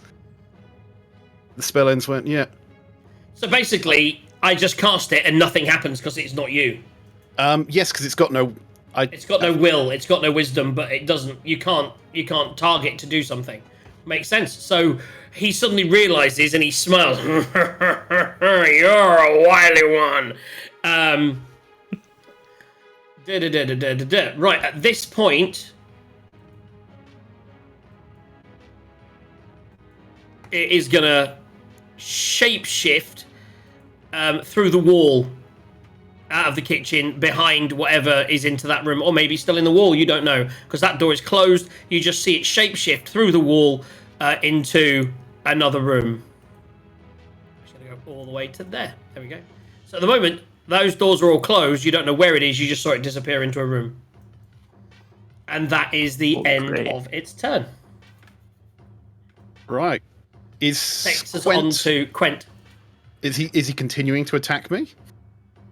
No. It's literally like a reaction. He's used his reaction now.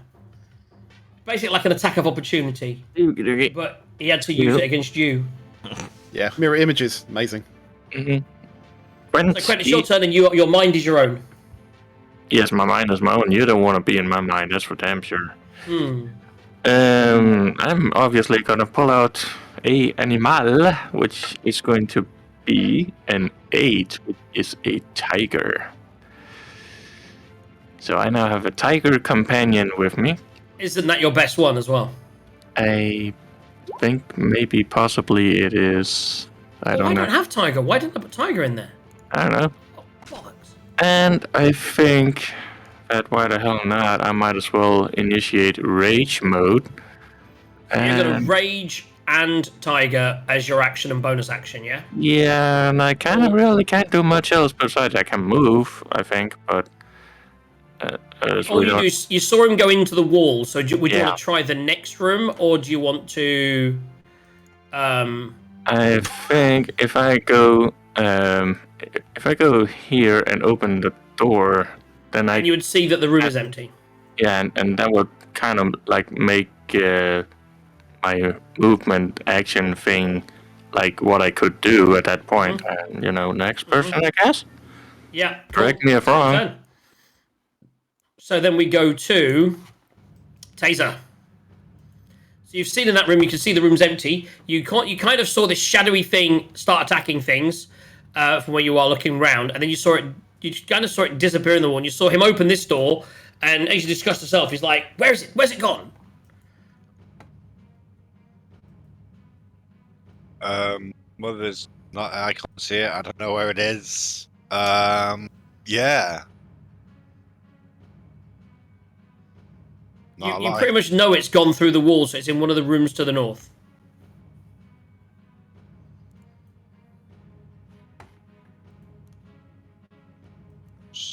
And you know it's not in the one literally to the north because Quent just opened that door. Yep, open door, cursed like a mother, and didn't engage, so obviously not in there. Yeah. I don't think I can jump over Quen and... You can move through You him. can always move through all your own allies, no problem. Okay. So as long as you're not going through an enemy, you can move at normal speed. No, half speed, isn't it? It's difficult terrain. So you'd lose 5 feet of movement going through that square, but you've only got to do 15, 30 max. So you can easily move down the corridor and be like, excuse me, coming through. Suck in that gut.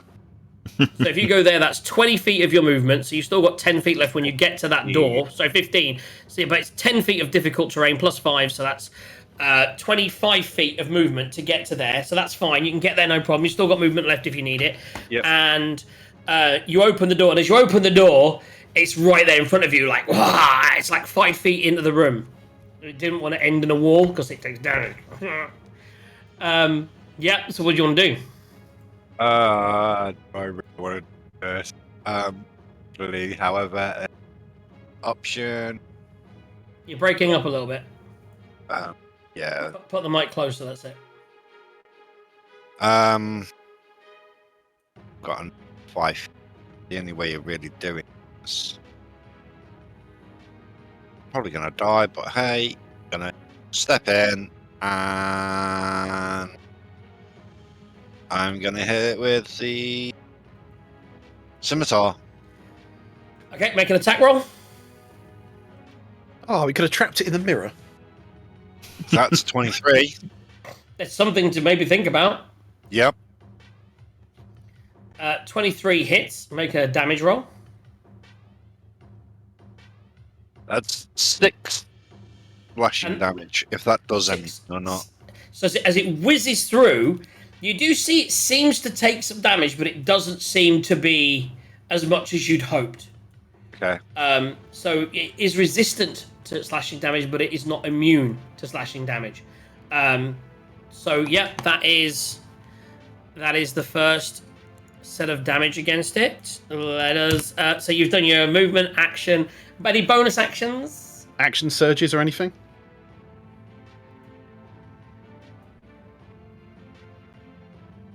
We can't hear you. Yeah, I'm gonna go for the action surge and hit again. Okay, so action surge, hit again. Go. Make another attack roll.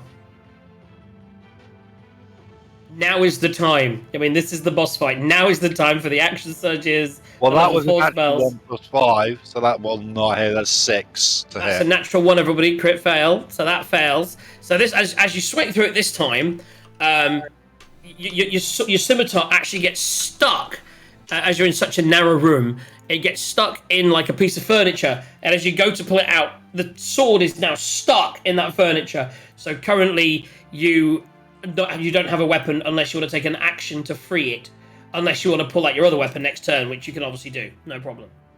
But right now, your scimitar is currently stuck in a table, and you try and pull it back, but that's the natural one of it, unfortunately. But you can easily pull your gun out on the next and fire it. It's not a problem. And you've got daggers and things. Yep. Right, so that is that. Done. Moving on. Next person is Cthulhu. Cthulhu sees that and was like, well, 1 second. I have her sheet over here. There we go.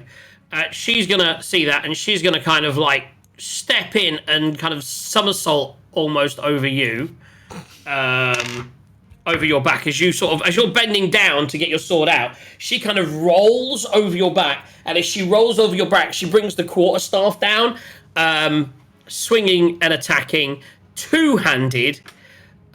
Having already cast Shillelagh on herself as she was leaving her room. So yeah, she's going to do that. Boom. And that is an 18 to hit, which definitely hits. And the damage on that... I thought it gave damage on the same thing. But it doesn't. So the damage on a Shillelagh quarterstaff is 1d8 plus 2. A lot of d8s today. That's a 5 plus 2. That's 7 points of damage. And her quarterstaff is bludgeoning damage, I would have thought. Yes. Sounds like. Bludgeoning damage, which is... Resistant. I think it's resistant to everything. It is resistant. So that's 4, 5, 4. Was it 9? What did I say? 9? 1d8. Rewind the tape and find out. 7. That's 3 points again of bludgeoning damage. It's all ticking up though. There we go. So that's hit. She's then gonna kind of position on its flank over there and leave it at that. Yeah, that's her turn. Next up. Okie dokie. Save us, Asheron. I was gonna say, so I'll go to the door, and again, hopefully he's bending down enough so I can send a chromatic orb over the top of him. Okay, chromatic orb. What damage does that do? So it depends what type I want. I'm going to make it this time lightning damage. Not necrotic Okay. is the only thing I would say. Yeah, so not necrotic, not fire. So I'm going to go lightning and see what that does. Okay. you Spirit's fire on- lightning Use could be any good, magic. could be bad. Who knows? You're going to use any meta magic? You're going to pull out all the stops? I can't. Well, twin spell won't work because there's only one thing to hit. Twin spell, you Ah. can't hit the same creature twice. It has to be two separate creatures, annoyingly. And quicken spell won't really be useful in this case. But I am going to cast it at level 2, partly because I've not got any level 1 slots, and partly because I want to do more damage. Okay. So is it it's an attack roll, right? It's an attack roll, yes. Okay. That's a 9, but I'm going to, because we're pulling out the stops, I'm going to favoured by the gods. Isn't that 9 and plus 5? It's 9 plus 5, which is 14. only 14. I don't know if that's enough, but I'm not chancing Do it. you have to... Right, you say you have to do favour by the gods before I tell you whether it's a success or a failure. No, it Yes. says once per short rest if you fail a saving throw or miss with an attack roll. So no, you can tell You me did first. not miss. Oh, You so I hit. with Oh, a excellent. 14 hits. Oh, excellent. It's a shadow monster. It's easy-ish to hit, but it's just really difficult to damage because it's resistant to everything. Okie dokie. Excellent. Except for Quent, who has a magic axe. Anyway, so this is lightning damage, and I've upcast it, so this is 4d8. Ooh.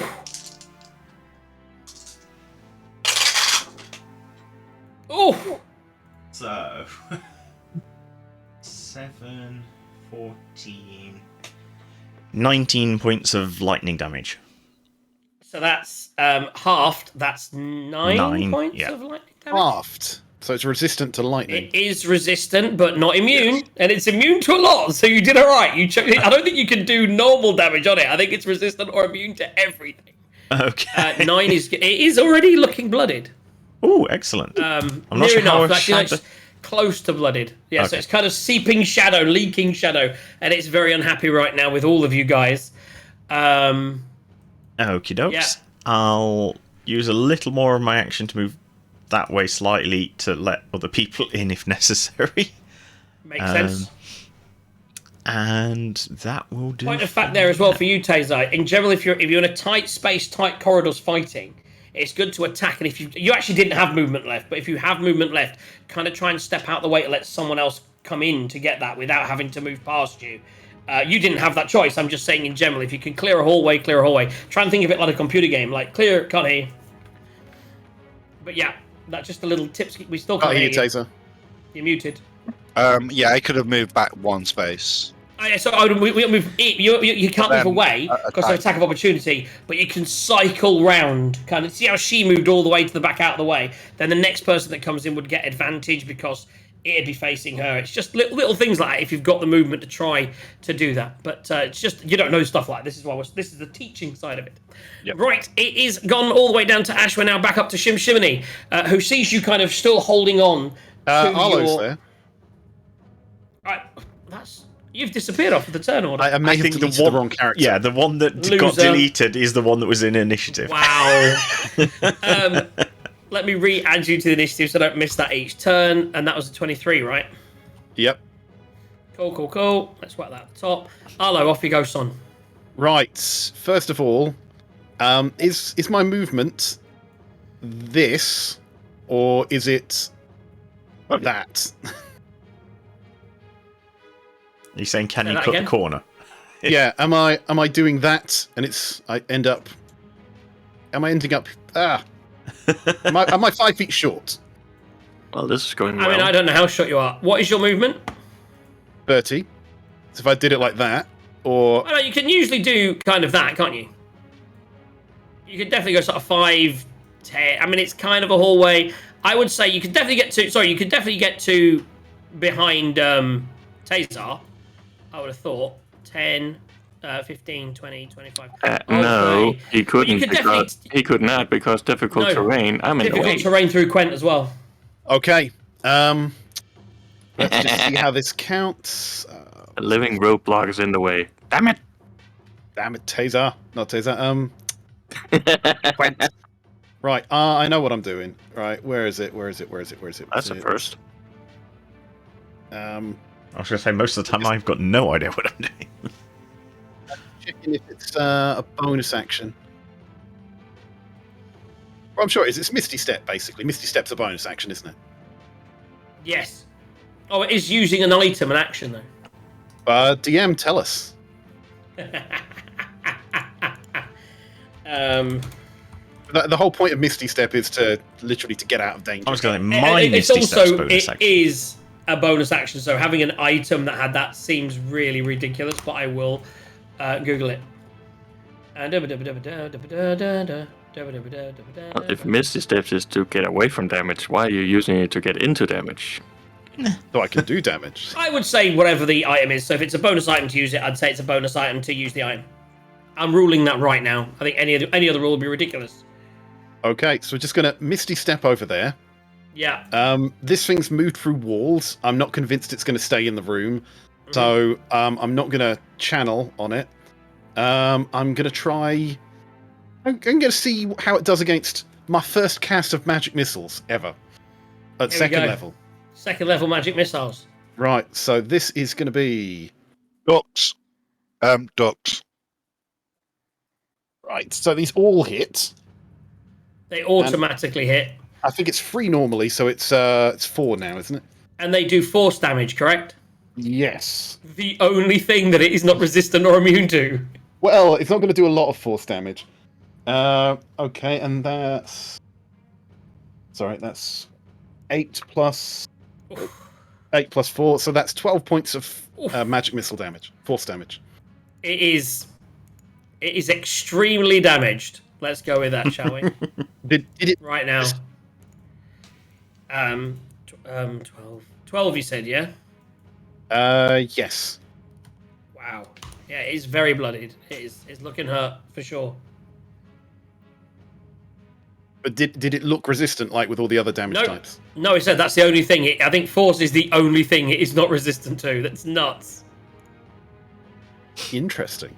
I was going to say, does chromatic do force damage? I don't think it bloodied. does. I was reading it wrong, by the way. It is now just bloodied. It's now bloodied. No, chromatic doesn't, but I can do magic missiles as well. So now I've seen you do it. Right. So now it's his turn. Are you moving, Arlo? Yes. So I've just teleported there. So now I'm just gonna pretty much move all the way back. I'm guessing that the tiger moved and will just be standing next to you here. We'll just say for now. So you're there. Excellent. So now it's Shemshime and his go.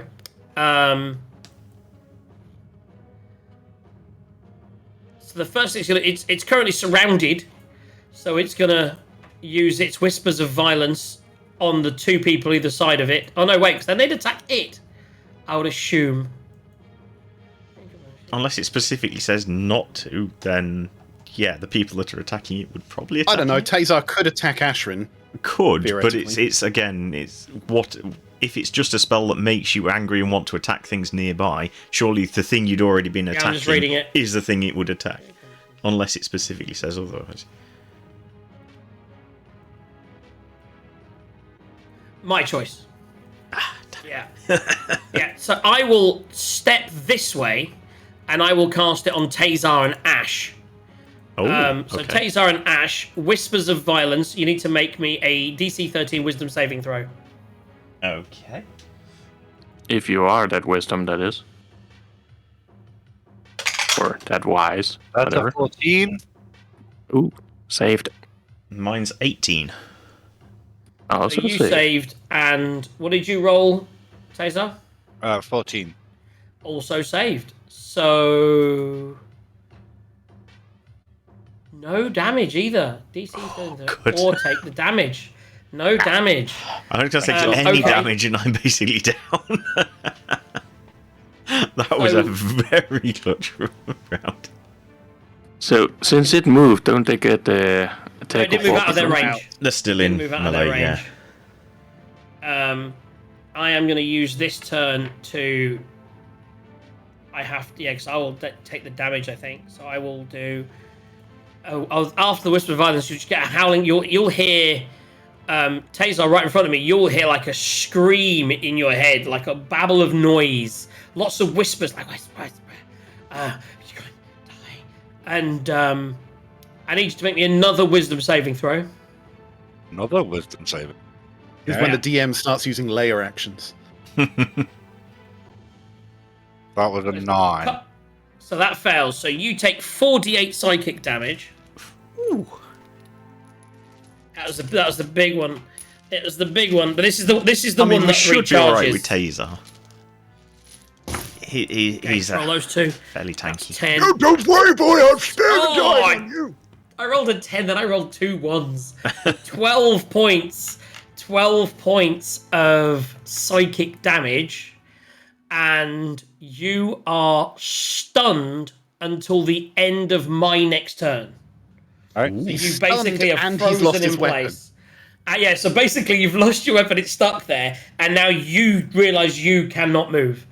So you are frozen in place, stunned in the door, and I would say as stunned, that would mean someone would need to survive, do a check now to get past you, because you can't willingly move out of the way, because you are stunned. But with that in mind, I think up against Cthulhu, he will take his risk rather than there'll be the one attack of opportunity for movement. Yeah, I'll do it. Excuse me. Excuse me.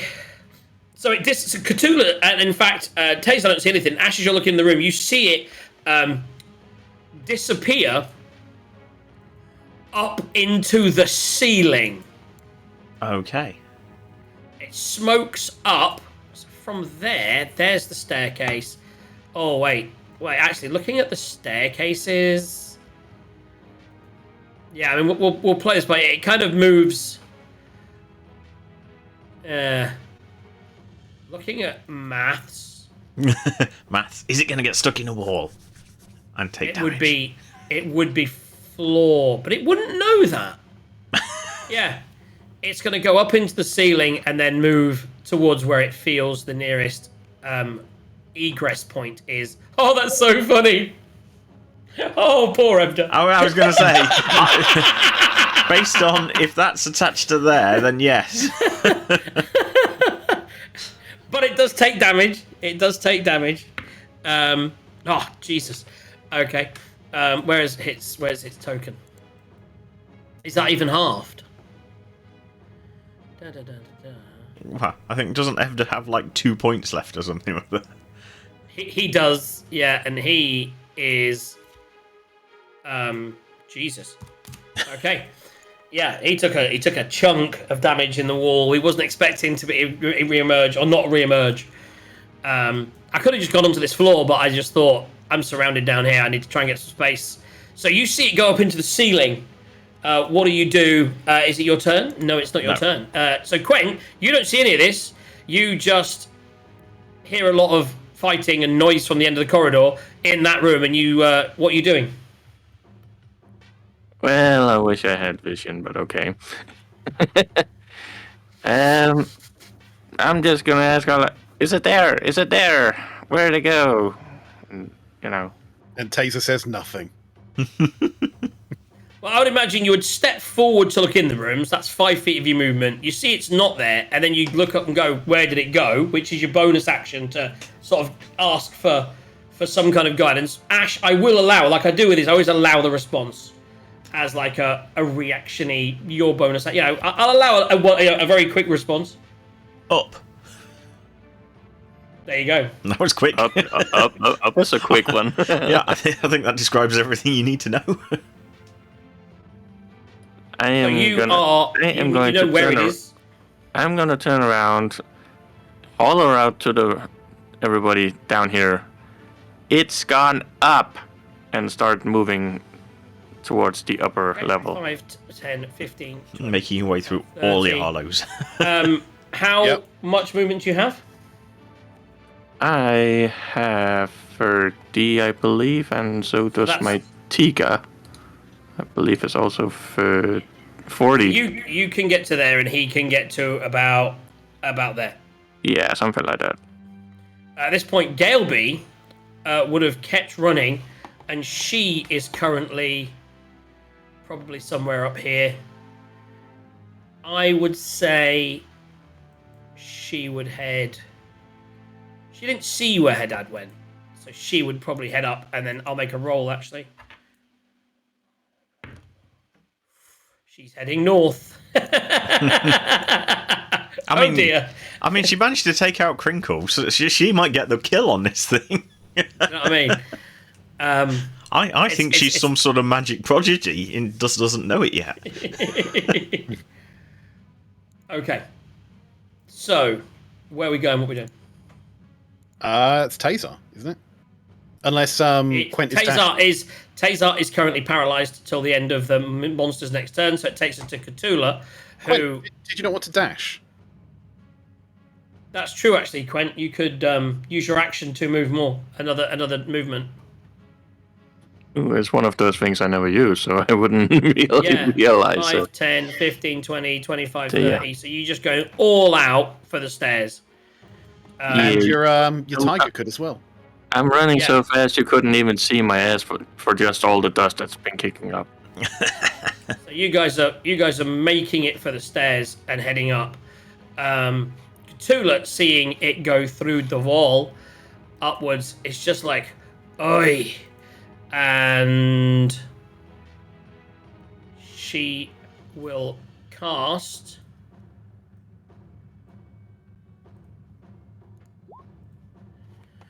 That's an action, so she's still got a movement. She's going to cast Long Strider on herself to get an extra 10 feet of movement.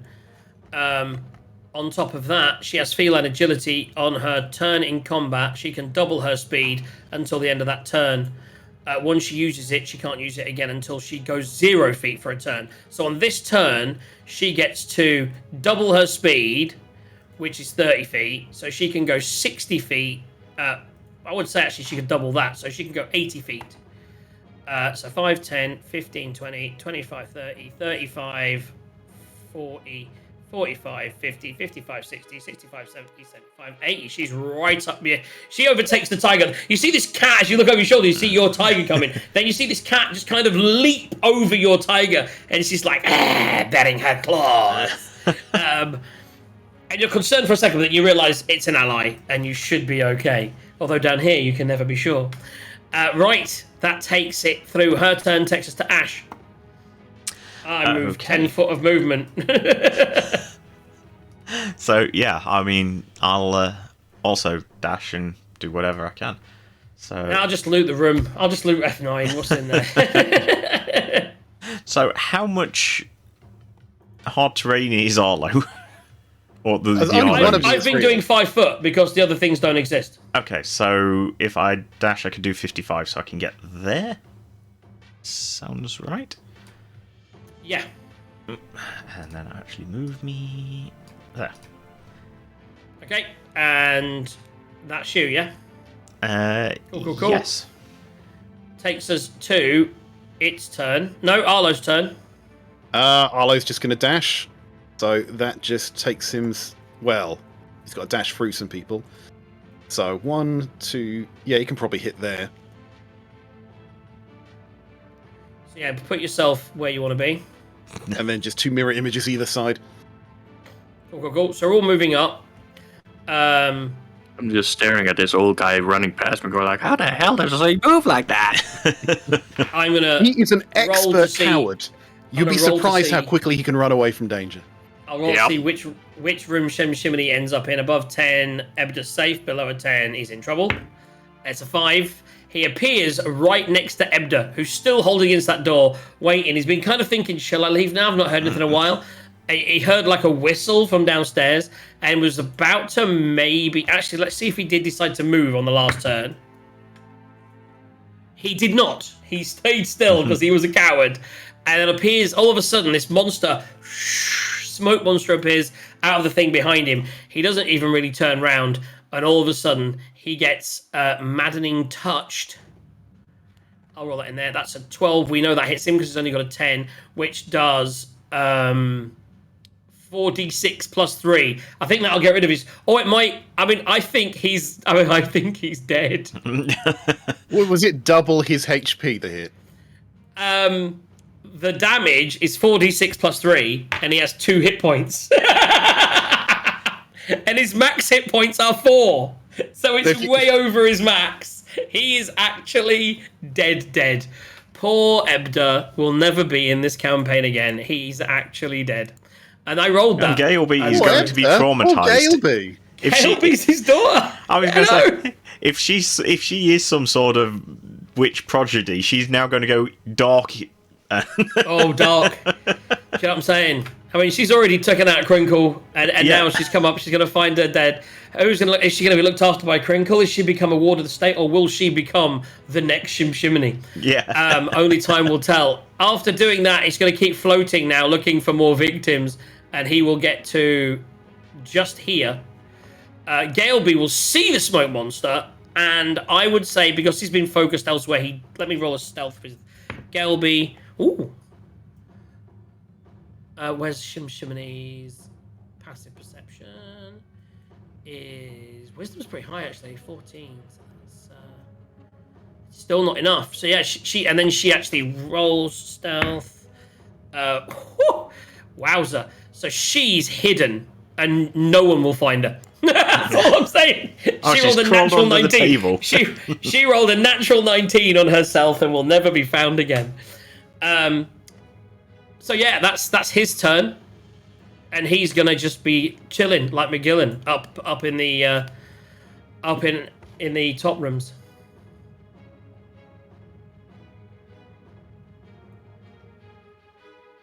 Right. Quentin. Quent, you're up. Yeah, I kind of noticed that. So running full tilt up to the next level, I guess. That is 1, 2, 3, So move your tiger 4. first, so you don't have to slow down when you run Can't through it. move my tiger. I don't have power to move my tiger. Yeah, you should sort that. I should. I will do that. Yeah. No problem.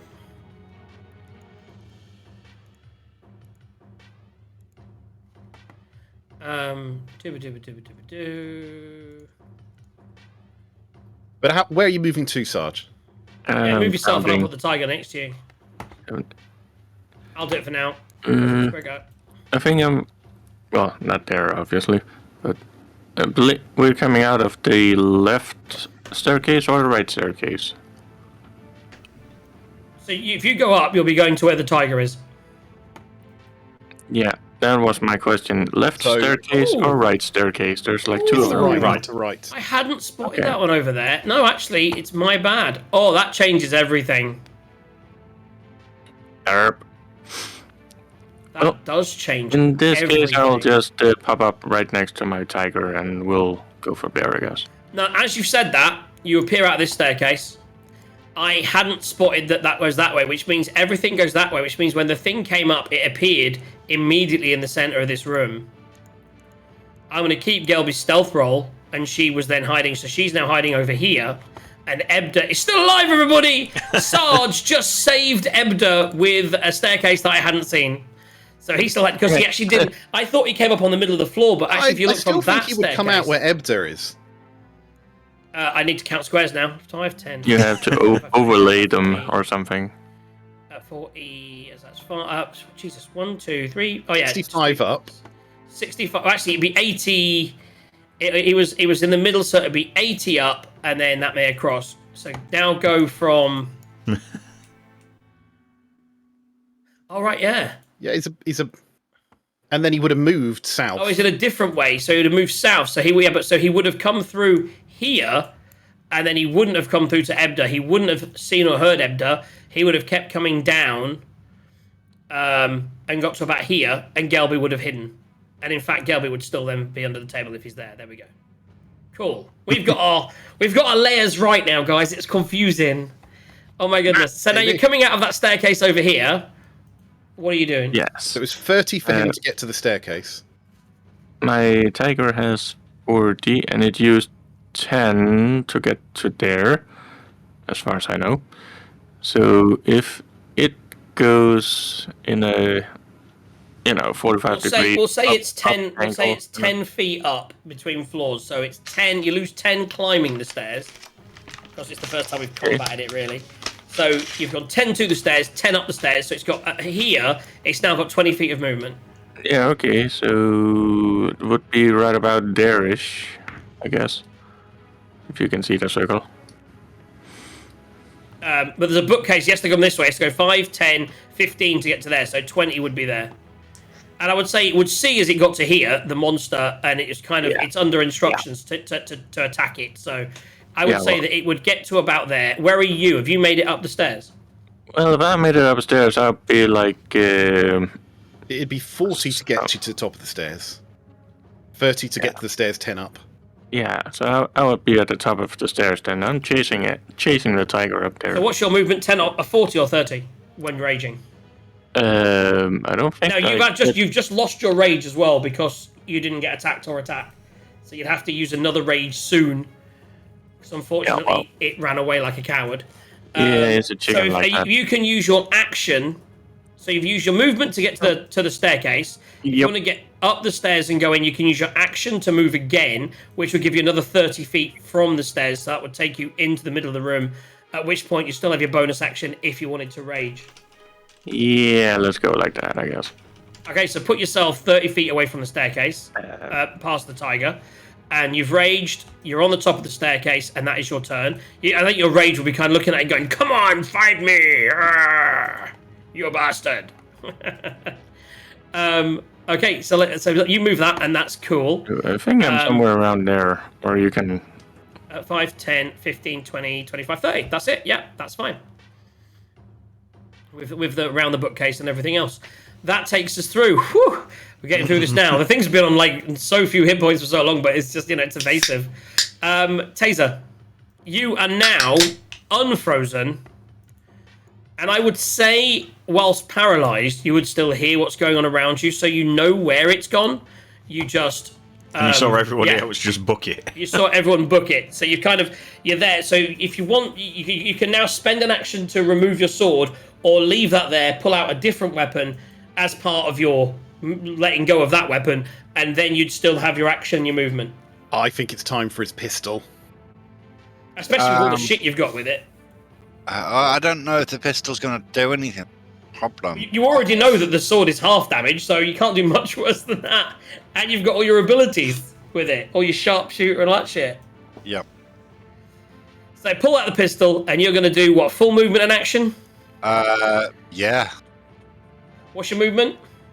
My movement is 35. So you can get to there with the half movement through Taser. So you sort of run through Ash. So you run past Ash, who's still there, and he's starting to slow down, but he's about to overtake you. You kind of cross each other at the same time. Cthulhu is just gonna. She now can't. So her minus was just that she can't use that ability again. But she's still got the extra 10 feet of movement. So she's 40, 5, 10, 15, 20, 10 to go up. And then, help if I took the token with me, wouldn't it? 10 to go up. And then another 10 feet of movement. So she's next. The two cats are, again, neck and neck on the race. I like to think that they're neck and neck. And Quent was like, they're thinking, we've got this. And then Quent's just boomed past them, raging like, roar, with his double axe in his hand. Great axe. Takes us on to Ash, who's just like, you've just had Taser catch up with you. He's just pulled out his gun. What are you doing? I'm action movement. Exactly. So I've got 40 to the bottom of the stairs, but I've got to move through 2 people. And then... So that'll take 10 off, and then 10 up the stairs. So I can just get to the top of the stairs, I think. For your action and movement, or just is that movement? That's both. I'm only 30 movement, so it's 60 to order. So you get to the top of the stairs. I'll say you can step off the staircase. I was going to say, can I have that? Yeah. You can get to the top of the stairs, move off the staircase, and you can kind of see the shadows moving at the top of the room. And that's your turn. Unfortunately, because Arlo, the final person. Just 1 second. 1 second. Okay. Or are you thinking of Quicken? I'm thinking of Quicken. Yes, I am. Okay. I think I can do that. I can spend 2 sorcery points and... 2 sorcery points to turn a normal action into a bonus action. Yeah, and then I can use the bonus action... Bonus action magic missiles. To magic missiles, because it's undercover, but... I think he said I could just about see it. Well, just about is enough for magic missiles. See this, I would say that. You would, because it's definitely in full cover, because of all the bookshelves around it, but it's in sight, it's within your range. So you would see the smoke coming from it from the top, and you can definitely see it. So yeah, 2 sorcerers, guys. Yeah, magic missiles at 2nd level, because that's all I've got. So that's 4 dots. Yeah. Here we go. This could be it, guys. He's going for glory. Just when Gelby was going to come out and kick ass. 8, 11 plus 4, 15 points of bludgeoning. Is it bludgeoning or is it force? Sorry, force. Yeah. Big difference, guys. Yes. Big difference. 15 points. How do you want to do this? Yes. That's the first time that Quicken's actually come in handy. I always wondered what you'd use it for. I now know what you'd use it for. There you go. So yes, I come up and just see it and just let all these little magic missiles fly in between all the bookshelves and just converge on it from all directions. So trying to crush it. Boom, boom. And as this force damage is trying to crush it down, they all hit much like the mill wheel did in the story. And as the force of the magic missiles dissipate, the shadow seemed to be crushed, but then as it wasn't for good, it suddenly starts to recorporealize. And that's where we would have taken a break, but we're still going. That would have been the end of the session if it was 5-4, but we got time. And as you've just kind of thought about, you didn't manage to crush it under a millstone. Damn it. So you have done force, but not enough force. Is what you realise that yourself, so your character didn't even need to do that. So you see it come back up, it starts to corporealise, at which point we switch to Arlo, who hasn't seen that happen yet. Right. Everyone else has. So Arlo, it's the one in the middle is the real one, so that's 15 to the stairs, 10 up. So if I can grab him. So 10 up, so that's 25 and 5 feet to just get off of there. 2 there as Yeah. well. So the question becomes, can I see him? Because that's what I would be trying to do. Same thing as Ash. Can I see him? Can I hit him? If there's nothing there, there's nothing there.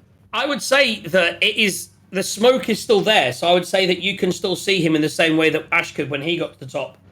So if you saw the smoke and you have magic missile available, you could definitely fire it. Unless Ashran's motioning to me that things are okay, I would attack the thing that I can barely see.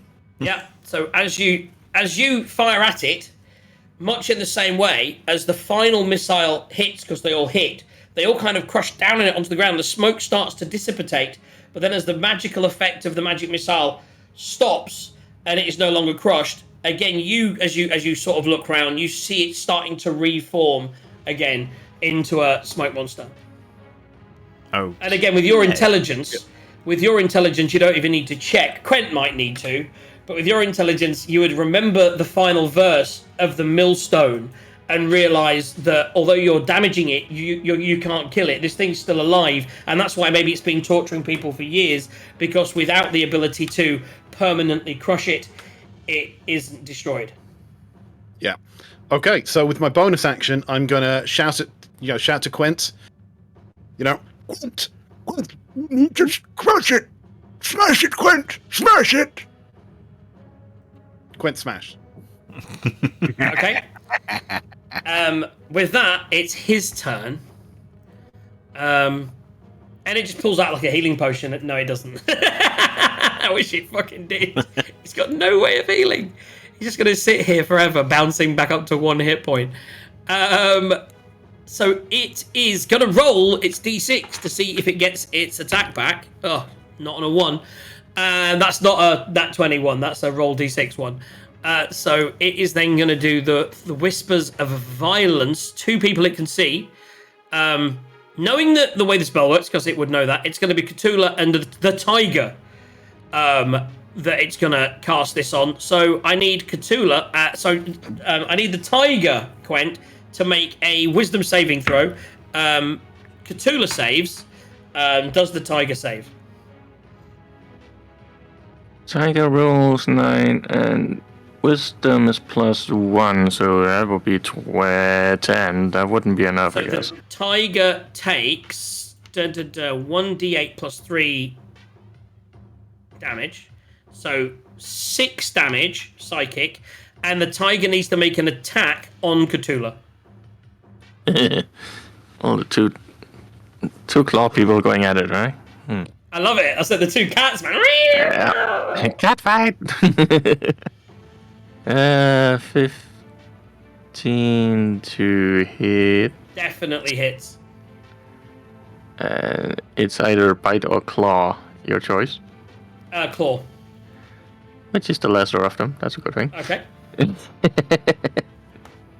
Melee weapon attack, +5 to hit, reach 5 feet. One target hits 7 slashing damage. Okay, so she gets hit for 7 slashing damage. Yes. So as she's sort of going past him, she's like, meow, not happy. But she's still up, still knocked around. She took some damage earlier, but she's still alive. Yeah.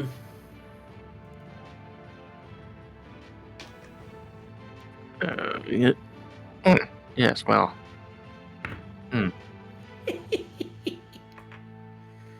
Oh, wow. Beautiful. I think plan B at this point is to trap it in a mirror if Gwent can't squash it. Yeah, that sounds like an idea. Yeah, until we use the mirror again and it breaks and hell breaks loose. I was You kind of... release the thing into the world outside. There's no way that, although she can't stop you, she's unconscious. I was kind of thinking about the rod, but that's probably not so good on a specter kind of thing, smoky. It does say on the rod that you can only move it if you move it with more than 8,000 pounds of force. But he can move through walls. I'm sure he can move through a rod. Yeah, that doesn't really. Yeah, it doesn't do the actual weight damage. That's that the thing. much. If it did the damage, that would be good. If it was like, well, this rod now weighs 8,000 pounds. But nope, that's not how it goes, I think. No. I was trying to think if you could attack it or something, but then it still wouldn't do that much damage because it would then stop. Push a It stays bookshelf on still. So you are. Bloody So books. it is. I do not want to end up in a wall. There's nowhere to really run to. So I'm gonna go 5'10". I'm just gonna go out with a fucking flourish. That's what I'm gonna do. I'm gonna roll a 13 plus. This will not hit. Plus. It might have a +8. You don't know. It doesn't. It has a wait. It has a +5. So it's an 18 to hit Quent. Why do you have to have one more than me? You didn't now ask for mage armor. The damage is 4d6 plus 3. I keep putting that d6 away. There we go. So that's 2 of those is a 5 and a 2. That's 7. That's average, isn't it? And then a 5 and a 4. So that's a 9 and a 7. 16 plus 2. 18 points of damage, which is psychic damage. I don't think that's halved, is it? It is not. No. So you did get hit, though, so you keep raging. Then I do, do and I keep raging. will actually do a reaction strike back. Do you have that? I do. I should have, Cool. or I don't know. Let me have a look.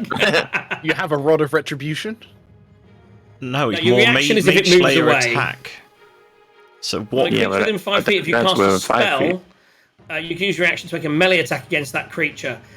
It is. Is it a spell? It is Maddening in Touch. Is a melee weapon attack. It is not a spell. It does psychic damage because it's just basically I just touched you and did you for that damage, but it can't. It classes as a melee attack, not a spell. I basically poked you for damage. poke. But on the plus side, it's your turn. Yes. I need you to make me. I need you to make me an intelligence, a straight intelligence roll. So just click on the intelligence, or just get the plus of your intelligence and roll with it. I can just roll a 19 and add in intelligence -1, 18. You know that hitting it won't do the. You're pretty sure that with the things that have hit it, and with the amount of damage that you could do, you're pretty sure that hitting it won't do it. You also saw the nursery rhyme like everyone else, and you suddenly think this thing needs to be crushed under a large weight. So you know that you need to crush it under a large weight. Make a perception check for me. Also 19 with perception being +2, so 21. As you look around, you see bookshelves. None of them look like stone. Yeah? None of them look like what you saw in the thing. What you also see are some in this room. You see circles. You see a heavy granite table in the center of the room. That table in the middle of the room is a really heavy granite table that takes up the center with the little circly bits cut into it. Oh, I see where you're going. You also, as you look up, you see the table and you think, that could be it, but how am I going to do anything with that? And as you look up, you notice through the... Can you see through... There was a little... You remember there was a little thing that came down? The books came... We put the books in, yeah. Yeah. As you look up, you see, and you also kind of remember with the 2 rolls that you've done that were both very good. Because it was Quentin that put the books in there. You remember that there was a giant stone... there were some giant stone bronze statues in the room above, and hanging from the ceiling above the opening in the floor, so directly above the opening above you, where the books can come through, is an enormous stone sculpture of an open book that looks like it's flying, like in a Harry Potter style. So you see the table, you see the big thing up there. Yes, I see the idea of it, but how do I get that thing over there is the thing. I would also say, with that perception check, a natural 19, you also see Galeby, who rolled... Oh, by the way, and I'll say this, we have another nat 20. The nat 20 for Galeby, rolling the intelligence to realise that she could drop the stone on the thing from up there, and she's running up there to see if she can do it. I did notice she wasn't under the table anymore. I wondered whether you just hidden her. She rolled a nat 20 on the can she destroyed the monster thing, so she's going for it. So she's going up the stairs. Currently, you don't know why, but you suddenly see Galeby running up the stairs to the next floor as you see the stone thing up there. Yes. Question There is also the table here as well if you wanted to try something, because that's obviously within your range, more reachable. The question is, how the hell do I get the guy over there? Is the question. I mean, Can you lift that heavy table? That's the question. You could certainly. I don't Can you think I lift can the let table that. and throw it at him? Can you grapple a smoke monster?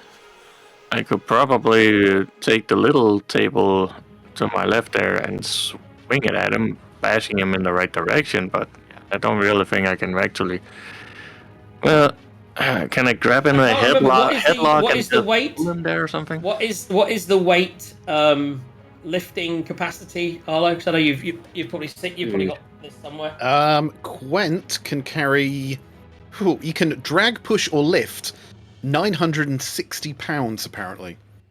And now, is that the max, or is that the? His carrying capacity is 480, but you can actually lift 960 pounds. Okay. Quent, if you go onto your character sheet in the inventory on weight carried, if you click on it, it will tell you your maximum. Yes, I mean that's what I would imagine that you could carry, like theoretically, a literal ton. But you could carry that, yeah. So that table's about 1.5. But you look at that table and you think, if with my rage going on, and with my, I would say that you believe in yourself, and I think that you believe that you can throw that table at him. You're talking about the little round one right next to me, No, right? I'm talking about the big stone table in the middle of the room. The big granite table that weighs 1.5 tons. And that. Also, you got your pounds mixed up with tons. That doesn't compute. Oh yeah, sorry. It's the other way around. 1,000 pounds. Yeah, that's only about 500 and something kilos. But besides that. But you certainly could, maybe, you'd have to roll. It's not natural because it isn't under your thing, but you could roll if you wanted to have a go. Problem is, where I am, if I move, he'll get an attack of opportunity. He will. So, what I think maybe the best choice for me to do is to grab that little table right next to me, that's probably also pretty heavy, and use a clockwise smacking of the face with it and kind of bash him into the right direction of the middle table. That's a supporting column, isn't it? I think we established that they were the little reading tables. They may be columns. We went for tables earlier. I mean, either way, because you rolled again, you rolled earlier, so your character knows from seeing the thing and from that, you're established that that table next to you weighs but you certainly couldn't destroy him with it. If you wanted to try and hit him with it, then you could try and hit him with it, moving him toward the room. But you've also seen him go through floors, so you don't imagine that grappling him or trying to move him with that would be an amazingly clever idea. The problem is, I can't. If I move away from him, first of all, he's gonna get an attack of opportunity. Second of all, I don't have the movement to go and pick up the table and throw it in his face. I don't think I got that much movement or stuff. Capiche? I would say it would take a couple of turns, maybe. I mean, you got 5, 10, 15, 20, he's gonna 25. move in that time. He's gonna move in that time. No. You could certainly get to the table if you would then have the ability check, which would be very difficult, but it'd be an ability check. And if you succeeded, you could, I think you've not moved yet, so you would get 5, 10, 15, 20, 25. It's only 25 feet to the table. Then it would be your action. And I would say action and bonus action, but you would certainly, with action and bonus action, be able to lift it and then throw it at him all in one go. But the DC on that is gonna be high. It is gonna be high, but it's worth a try. So That's what I think. What the hell I think not? give it a go. You know? Let's give it a roll, see what happens, shall we? Okay, so first thing you got to take is the attack of opportunity. So Yeah, I'm going to roll that, and that is not going to hit. That is a natural 1, everybody. I rolled a nat 1. So he's so incorporeal now from all this damage that his arm, as he goes to touch you this time, it just passes straight through you.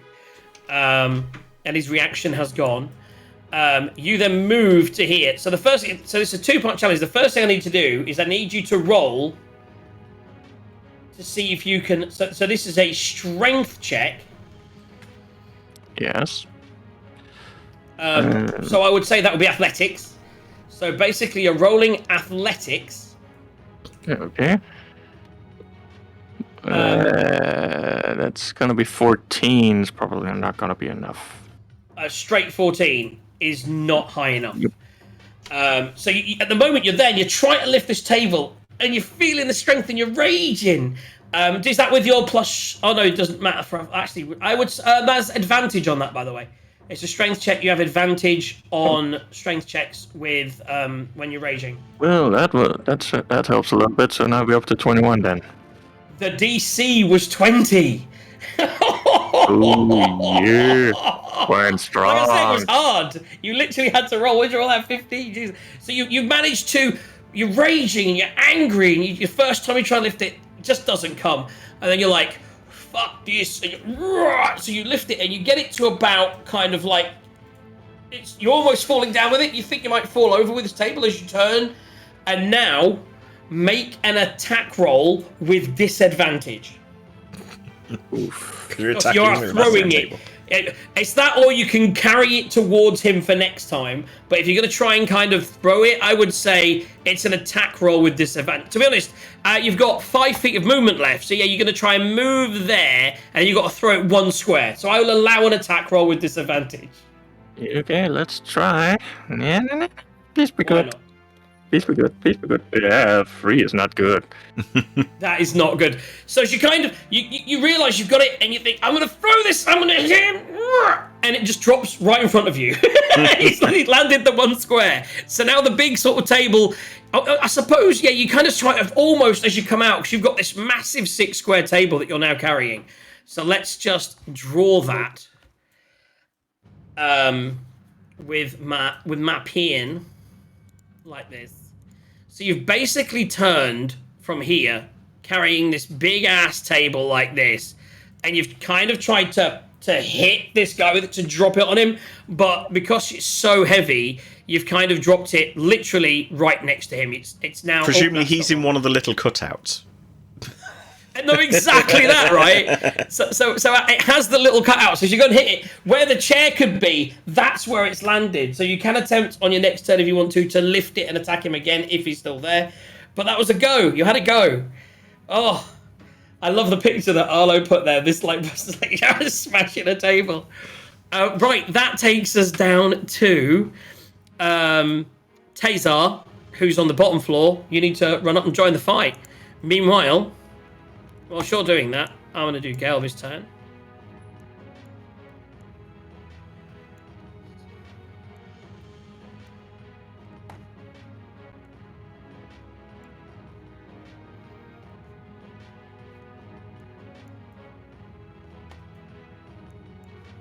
Okay, Tazar, you move yourself?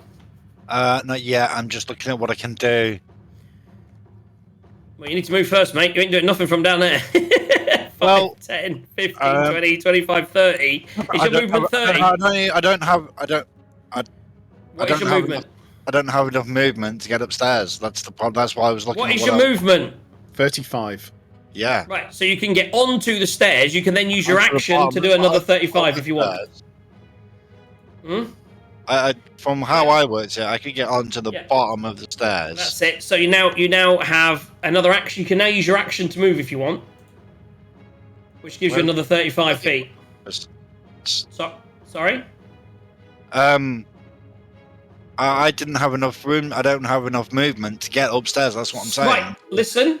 You can use, like everyone else has, you can use your action to do a movement as well. So you use your action rather than attacking this turn. You use your action to move, which then means you move 35. Then you can move another 35. Okay. So then you're 35. You're moving now. That's up the stairs is 10. So you've got 25 feet of movement from where I've placed you. Well, so let's go. Oh, so. So where do you want to go?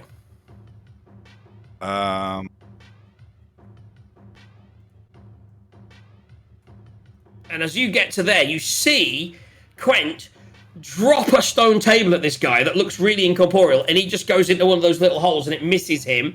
And you just see Cthulhu kind of looking at the tiger, pissed. And that's what you see. And that's it. Any bonus actions? Can I take a shot?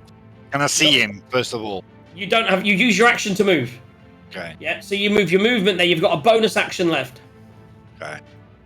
Do you have any bonus actions? Let's have this action. No. No. So for this touch, that is your turn. Takes us to Cthulhu, who, realizing that the tiger probably wasn't under its own thing and been a bit pissed, seeing everything, she needs to make an intelligence check. And she rolled really well. I'm rolling really high on the checks. She got a 20, a dirty 20 on her intelligence check. So she sees what you're trying to do, but realizes that she does not have the strength. But with that in mind, she comes over to you, Quent, and looks at you like, we can do this together. And gets ready on your turn. She holds her action to assist you with the table attack, which would then give you advantage, which would nullify the disadvantage and make it a straight attack roll. Meanwhile, Ash. So, do you have a better idea? short answer, no. Longer answer. Longer answer, magic missile. Well, I was going to say, when it came back, non-corporeal or whatever, did that seem to give it any disadvantage to, like, moving, keep it still? It still seemed to be able to take actions and that. It's not like... Correct. From where you can see, you can't see it that clearly as well. You took the shot. You don't have the best view. So you've seen it go down. You don't even really see... You can see sort of through the book stacks, but you can't really see what's going on there until you move. You could reduce its movement with Ray of Frost.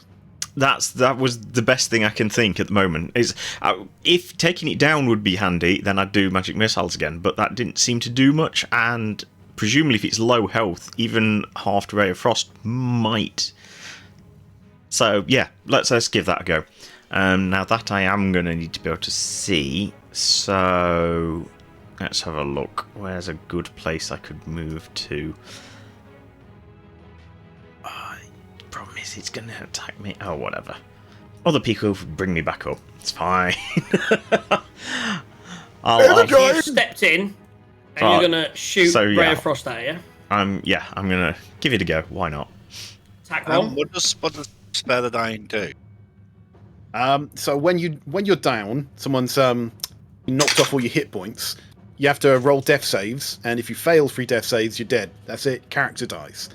Spare the Dying just means you automatically succeed your death saving throws. Which means that you're unconscious for 10 minutes. Or you're stabilised, yeah. So you need to read the player's handbook.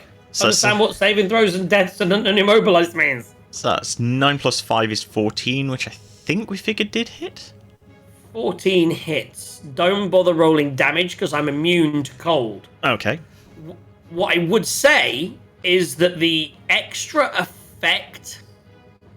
I'll roll for it. It's not clear on the thing. It is immune to cold damage, but then the frost effect of slowing it down. Can you slow down the frost? But I'll roll for it. So over a 10, 11 to 20, it's slowed. Under a 10, it's not. 15, so it's slowed. Okay. There you go. So you didn't manage to do any damage. I may or may not have helped. Well, damage doesn't seem much useful at this point. So is that half speed, yeah? No, it's only 10 feet less speed, but... Okay, cool. It'll do what it does. It's the best I can think of at the moment. Arlo. Right. Oh, just a second. To step there, I was there, wasn't I? So no, I don't really have enough movement to get out of the way. Right, I'll stay there. That's fine. Right next to the tiger. Yes, There I we know. go. That's my what complicated worried me. movement. What? He's zigzagging. I'm That's where zigzagging. you're going. Yeah. Yep. So I'm going to get next to Quent, and then Pretend 'cause to lift I the can table. see what I can see what Quent's doing. I'm old. I'm weak. I can't help lift this table. Plus, there's two of them doing it anyway. But what I will do, because I can see what he's doing, is I'll give you what help I can. and I'm going to touch him on his shoulder and give him guidance to help him on his next strength check. Okay. So you have guidance, and it'll be a straight roll. By the way, Quent, you've got three old men all putting their hands on you. You've been touched by 3 old men. Only Arlo. I need an adult. That takes us to Shemshime. 13. We are down to the man, the legend, Shemshimini. Let's see if he gets his thing back, because that would be key. Oh! It's a 6. I'm assuming that's bad for us. It means he gets his maddening touch back. Not maddening touch, howling babble. That changes what I was going to do as well. So I will now look up, seeing the situation, and I will cast Howling Babble on Sarge, who's trying to actually kill me. So one creature within 30 feet of it, the creature needs to make a DC Wisdom saving throw. You've got guidance if you need it. So Wisdom saving throw. Need garden. I think you may need the guidance. Wisdom plus 1 is 13. Use the 13. guidance. Use the 13. guidance. Do you want to use the guidance? Yes, I will use the guidance. Okay. Because DCs for this sort of stuff always are between about 13 and 15. Yep. Roll me a d4.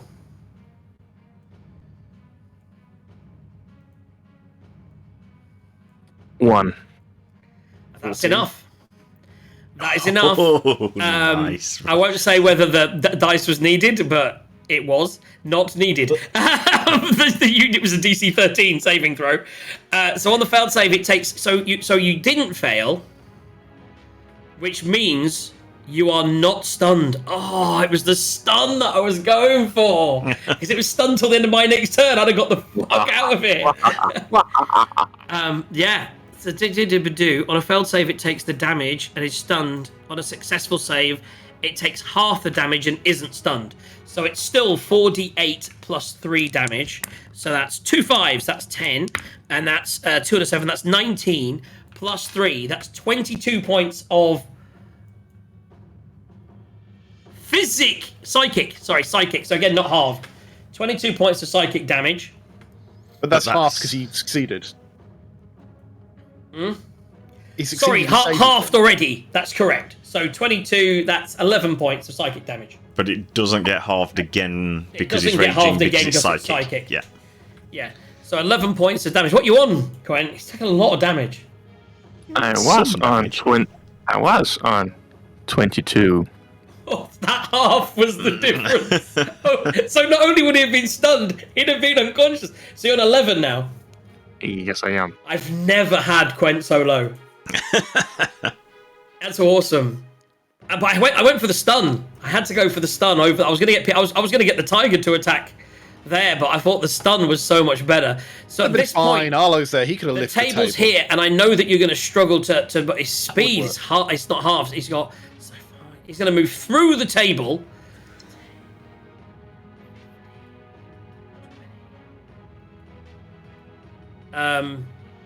Yeah, I can only get to. I'm going to get to about here. That's where I get to. I'm kind of just. I'm just trying to avoid. I'm still in melee with. I kind of incorporalize through the floor and up. Actually, I can do. Take me an extra 5. I then lose the space.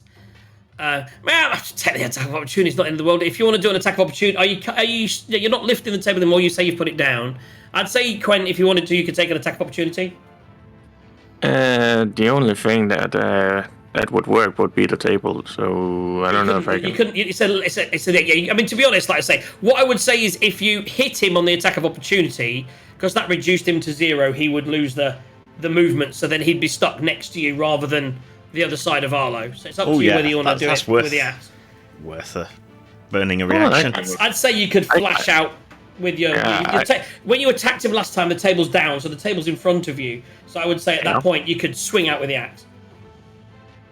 I can give him an axe swing and give him a slap. Give him a slap with the axe. Stop where he is, and then when it's my turn, I can that thing. And that need to change over to that one. That E plus 6, so that would be enough to slap his ass, because that would be 15 to hit. So I'd say it would come from that gap. He'd get sort of through that gap, and as he's trying to get away through one of the Arlos, you give him a slap, and he's now kind of stuck just here, kind of where. Yep. Like that. We'll put him there. Move one of the shadows down. Whatever. Arlo, move. They kind of. Yeah, it kind of gets shunted through. I'd say that's there for now. It's going to be ridiculous. He's going to slam this thing, and it'll be like Arlo, roll to see if you were pancaked with it. Yep.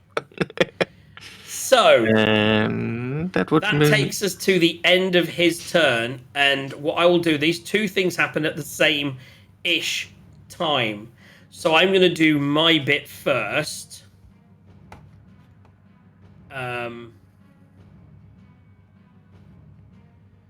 Yeah. Let me just scroll. Camera can't see this, which is good. I've lost my description of the.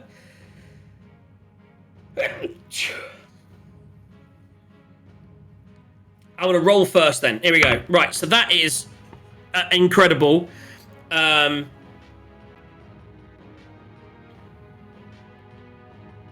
these two things can happen almost simultaneously. Yeah? You're going to hear a shout from Galeby from the floor above, who's going to shout down to Arlo and say, "You just need to move. I think I've got it." And you see that she's cutting the big stone book, and that the other side's already looking frayed, and it's already looking, because she's been on this for 2 turns. And the thing's swaying, and she's just rolled, and she's cut it, and she's bonus action that. She's action to cut. Meanwhile, because she has, believe it or not, the exact same initiative as Quent. That's why she's been going on Quent's turn every turn. This is fucking mental. So as she's cutting that's about to drop, it's just moved as it came down into the rough area. So she's like, you can see that it is above and would clash into this rough area. Meanwhile, Quent, you try and lift the table. So I need you to make me, first of all, a strength check. Athletics. Yes. Is that just straight or with advantages or anything? That is with advantage because Cthulhu is helping you. Okie-dokie. I think it's with advantage anyway. So that's the one with advantage. Anyway. Okay, so that's coming now. That's you need to get 20. 15 plus 6 athletics, so 21. So the two of you lift it up, and the two of you kind of turn around to drop this on him right next to you. You now need to make a straight attack roll, whilst Arlo, you need to use your reaction to try to get out of the way of A, table that's landing on it, and B, a big book from above, because you both succeeded at pretty much the same time. And I'm now going to roll to see where the big stone thing lands. So 5, 10, 15, 20. Yeah, oh my god. What a fuck. I did it. Okay, so it is going to land on you, Arlo, if you don't get out of the way. And it is going to land on the Shemshime. So yeah, like I can say the fight's over one way or another. What do I need to do? So you need to make a dexterity saving throw. I am very dexterous. Or you can convince me of whether you want to make a dexterity saving throw or whatever. But in general, there's a big... You see this, she shouts at you, so you're aware of it. So make me a dexterity saving throw with advantage to get out of the way of the big... And also, you see them turn around with this big table. You're basically there with all your things, as all these Don't things worry, are landing. even if I fail, we have to see which one of me it hits. No, exactly! That was not great. Oh, that was... Two Oh fives. my god, it's 2 5s. So, right Your now, dex that's is... That's The plus big 3. the big book's coming down. Whereabouts were you stood? I was stood pretty much where the shadow monster was, actually. It's where the real Arlo was. Yeah. Ooh, someone's about to be pancaked. So you can move. I would say you can move from that square wherever you were. First of all, it doesn't matter with this because it's landing. Though I suppose theoretically, yeah, because it's not actually being targeted by anything. There's a big thing that's going to hit a certain area of squares. You need to tell me, seeing this going on, where your character moves, realizing that there's another big table coming from the north, so you can't move to the north. You can either move. What did you roll? An 8. Yeah, I've been moving east. So you're moving east. So you're going to be there, right? That's west. West. You're moving east. So you're moving here. Yeah. And the real one of you is this one. Well, sort of, yeah. Okay. Well, Table. if I angle the table correctly, then I can. So you're I can swinging. So push him you out the swing way. first, Quent. Ish, a swing coming out. Attack roll. Straight attack roll. Track from 11. You need a 15 to hit. It's not with your weapon, so it would just be plus your strength modifier. So plus 3 strength, that's 14.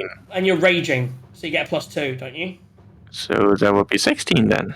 Which hits. means 15 it was will the hit. AC. So as you drop the table on him, and as you're moving out the way of that, she shouts to you, and you look up, and then you scoot one more square to the east. And as you do that, you realise that was a mistake. You really should have gone to the west, because in the compass roll, that was the area that it could hit. The square it's going to land on is the square that you moved to, and the 3 squares around that. So you are fully on the middle, literally, of that thing is landing Ow. directly on you. I can't believe you moved east. I was like, surely move away from the middle of the room. Oh my god. So, how do we do damage when it comes to weight? Let's have a When it think comes to a about that. book landing. Well, at least we got the table on the guy, so he's out. So he goes, and as you put that table on him, it disperses. And at the meantime that happens, this other thing lands on him as well, but also on Arlo. Yeah, as a bonus action, I would literally be saying, 2 books to kill me. Books. Like, oh my god, if he's killed by a giant book. I told you So books were crazy. evil. Oh my god. The irony. The irony. So, how do we do damage from weight? I've never done that. Oh, interestingly, Arlo has more HP than Quent at the moment. okay, falling objects. How heavy is the book? Over 200 pounds? Yes. Oh, Jesus, yes. How many feet is it falling? I mean, it's only falling, like, I would say 30 feet? 20 feet? 30 feet? It's from the floor above, so the bookcase is 10 feet tall. I'd say double that, so 20 feet? 20 sounds about right. Yeah, this damage table says unsurvivable. Yes, a 10-foot So object. just with knocked 200 unconscious. Right. You just 0 hit points, or? Oh wait, I'm looking. Sorry, falling. No, sorry, it's That's a lot of d6. Is that based on 200 pounds, though? Yes, 200 pounds or more, 20 d6. All right, 200 pounds or more. Right, that's fine. 20 d6 full damage. I can't believe you survived earlier to die with a book landing on you. So what is your max hit points? Let me That's just not enough. This could be the end of him, guys. I can't believe he stepped right into where it exactly is landing. Sorry, because it's incremental. It's 1d6 for every 10 feet it... I mean, the thing weighs 1,500 pounds. But if it just does it for over 200, then we're golden. Well, it needs to do at least 1d6 for every 10 feet it falls, up to a maximum of 20d6. Okay. Oh, that's it. And if it's less than 200 pounds, it must fall further to do the same yeah. So it does max, so 1d6. It's basically 3d6. According to this one random thing I'm looking at. It says maximum 20, so then surely that goes up by... up to 200 pounds is... Wait, that's really confusing. Sorry about this, guys. Take a small break whilst we do some maths to see if he dies or not. So you did your dex to move out the way, which was a DC 15, which you failed. For objects weighing 200 pounds or more, 1d6 of damage for 10 feet. The distance comes into play, additional 1d6 for every 10 feet. I'm going to math that out and say it's 200 pounds. It's 1d6 for every 200 pounds. That makes sense, doesn't it? Because it's 1,500 pounds. That wouldn't just do 2d6 damage. So that would be 7. So that would be 7.5 d6 then. plus the extra for the £100. That's 8d6. That's what we're going with. A fireball, basically. So yes, I mean it's a lot better than the 20 you thought you were getting, right? Well, I might not. Not like it's gonna hurt. I might not out die, but No. also I might because my max health is not great. Squishy. I'm pulling some d6s out now, guys.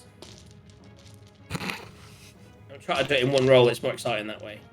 How many do I need? 8.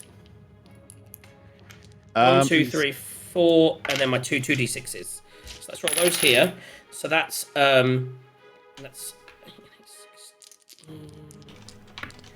61. There you go. A 2. A 4. And another 1. So it is, without knowing what it needs to be, it's 8 and 8 is 16. 20. Oh, Jesus. 20, but then the next 3 are 4, so that's 24 points of damage total. Ooh. 24 is my maximum health. So, But you're over that. so the 13 hit points I have mean I don't quite die. But you are crushed under a giant 1,500-pound book. I should still Oh, get to that's roll to see hilarious. whether that crushes one of my doppelgangers. I'm presuming. Which it wouldn't. That's a 4 as well. It crushed me. Yeah, All the rolls it that did. count. So you are currently crushed underneath a huge, ironic book. Right, now for some death saving throws. Well, the first thing is, well, that's the thing as well. So the only person that can cast Spare the Dying. So at this point, she's like, Ula's used all her spells. she was like, sorry. She could still cast it at high level. She'd cast all the Okay, level yeah. ones. She used it all the level ones. Seeing you get hit by this, she was like, oh my goodness. And then she's like, sorry. Oh my god. And she starts to run down the stairs. So it's good. I mean, there's even more torture. I mean, at least her dad's not dead, by the way. We Oh, renamed yes, that. yes, we Otherwise, do. her dad would be dead, and she'd have murdered someone. By pointing We're out just this- disturbing children. By pointing out the stairs, Quent saved her dad. Yes. So she used, I've got to count these now because I like to be precise. She has. Where does it say how many spells she has? Wondering how much XP 4 the at kid level gets 1. for killing me. She has 3 at level 2, and she cast 1 of them only. So yeah, she's got 2 level 2 Cure Wounds spells. So she immediately casts Cure Wounds at level 2 on you, which is then 2d8, right, instead of 1d8. So you're immediately healed for 8 and 8 is 16 points of healing straight back on you. This book's lying. Well, actually, because it would keep doing damage, I would say, whilst you're in there, everyone looks at you and she's like, I can heal him, but he'll just be crushed again. Does someone want to try and lift the book off of him? Someone being Quent. I would say... And maybe Tazar could help. I would say if the two of you try to lift it together, that would be a much lower DC. And to be honest, because she's preparing the spell ready, so if the two of you try and lift it... Yep, I can try. Yep. So And just Quint give can me secure it with his immovable rod. two... Exactly, yes. Yeah, so you're going to try... Yeah, so if you're going to... Basically, first of all, roll me straight strength checks. So just click the strength button, both of you. Or you roll, yeah, and yes, rolls. thank you very much. I will take that nat 20. So with Nice. a nat 20, what have you got, Quent?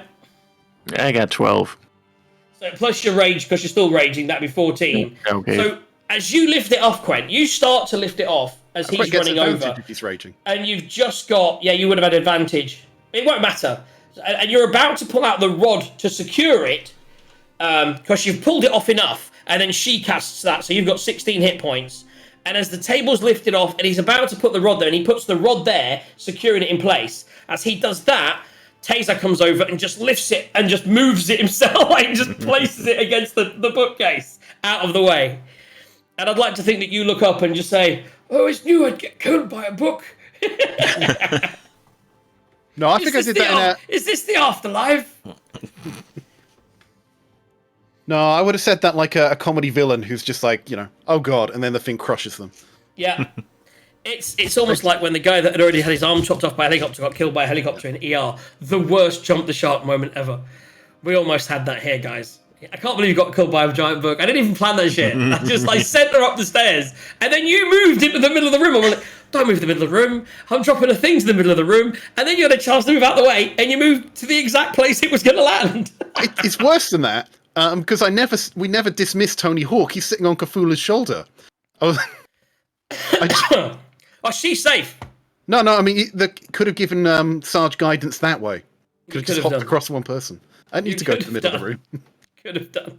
Yeah, well, that's funny. But Anyway. we did. And guys, that is pretty much that.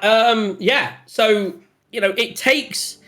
You wait a while, it doesn't come back, you realise you've done it, everyone licks their wounds. I would say, at this point, everyone take a short rest. Yes. And presumably, the people with any kind of healing at all can go down and help the two people that are spared dying in the basement. Well, I would say Cthulhu's only got one spell left. But and Arlo she would probably... Have you still got enough left to do a Cure Wounds? On who? So there's so Kringle she's- and... What's the name? Cthulhu's going to go down and cast it on the person that can open the fucking door now that everything's secure. So Vanrir. So we're to be Crinkle. If you've got any spells left. Ebda, you suddenly sort of like, after all the kerfuffle, Ebda's now creeped out to the corner and sees the table land and everything else, and he wanders down. Oh my goodness, Mother, has anyone seen my little girl? Has anyone seen my little girl? And she's like, Daddy! He goes, I killed the monster! I also killed one of our friends. It's like, oh my You god. well almost killed me! Jump down. He's like, come down. So he runs over to the stairs and she comes down and they're having a bit of a reunion. He's like, how did you get all this blood on your dress? She went, oh, I hit the big bird thing. He was being a meanie. I can't remember if it was me that was being a meanie or him. So yeah, those two are reunited, just hanging out, and they end up sitting down on a couple of these chairs. The table's all busted ass. Cthulhu's gone down with Arlo, and they've brought the other two from downstairs back up. Varnir, at this point, you see her go over, and it's like she's sending through it like a message of all clear, and they're just waiting for the all clear before she unlocks the thing. In the short rest / 30 minutes whilst all this is happening, does anyone want to do any looting or anything? Yes, obviously. Time for the looting, motherfuckers! I don't know, do smoke monsters Loody, have loody, pockets? loody. So the first thing I want you to do is, so you're raising Crinkle. Do you want to pat him down first? Sorry, who's raising Crinkle? You are. Assuming you have okay, any spell slots left. If you have any spell for slots for healing, it's a cleric spell, so I just get a once per day use of it, and it's a -1, and it's a 4. so you get Crinkle up, who was in the kitchen. I'd moved all the bodies out of the way for the fighting, but Crinkle was in the kitchen. I can get rid of all these character sheets I've got open for fighting now. My God, that was intense.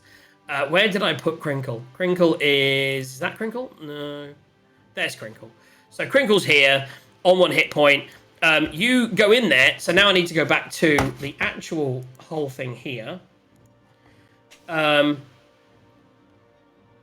Are you going to get Crinkle? So what I'm going to ask people now is, as you start to look around, are you getting the people up? Obviously, Cthulhu's going to get up.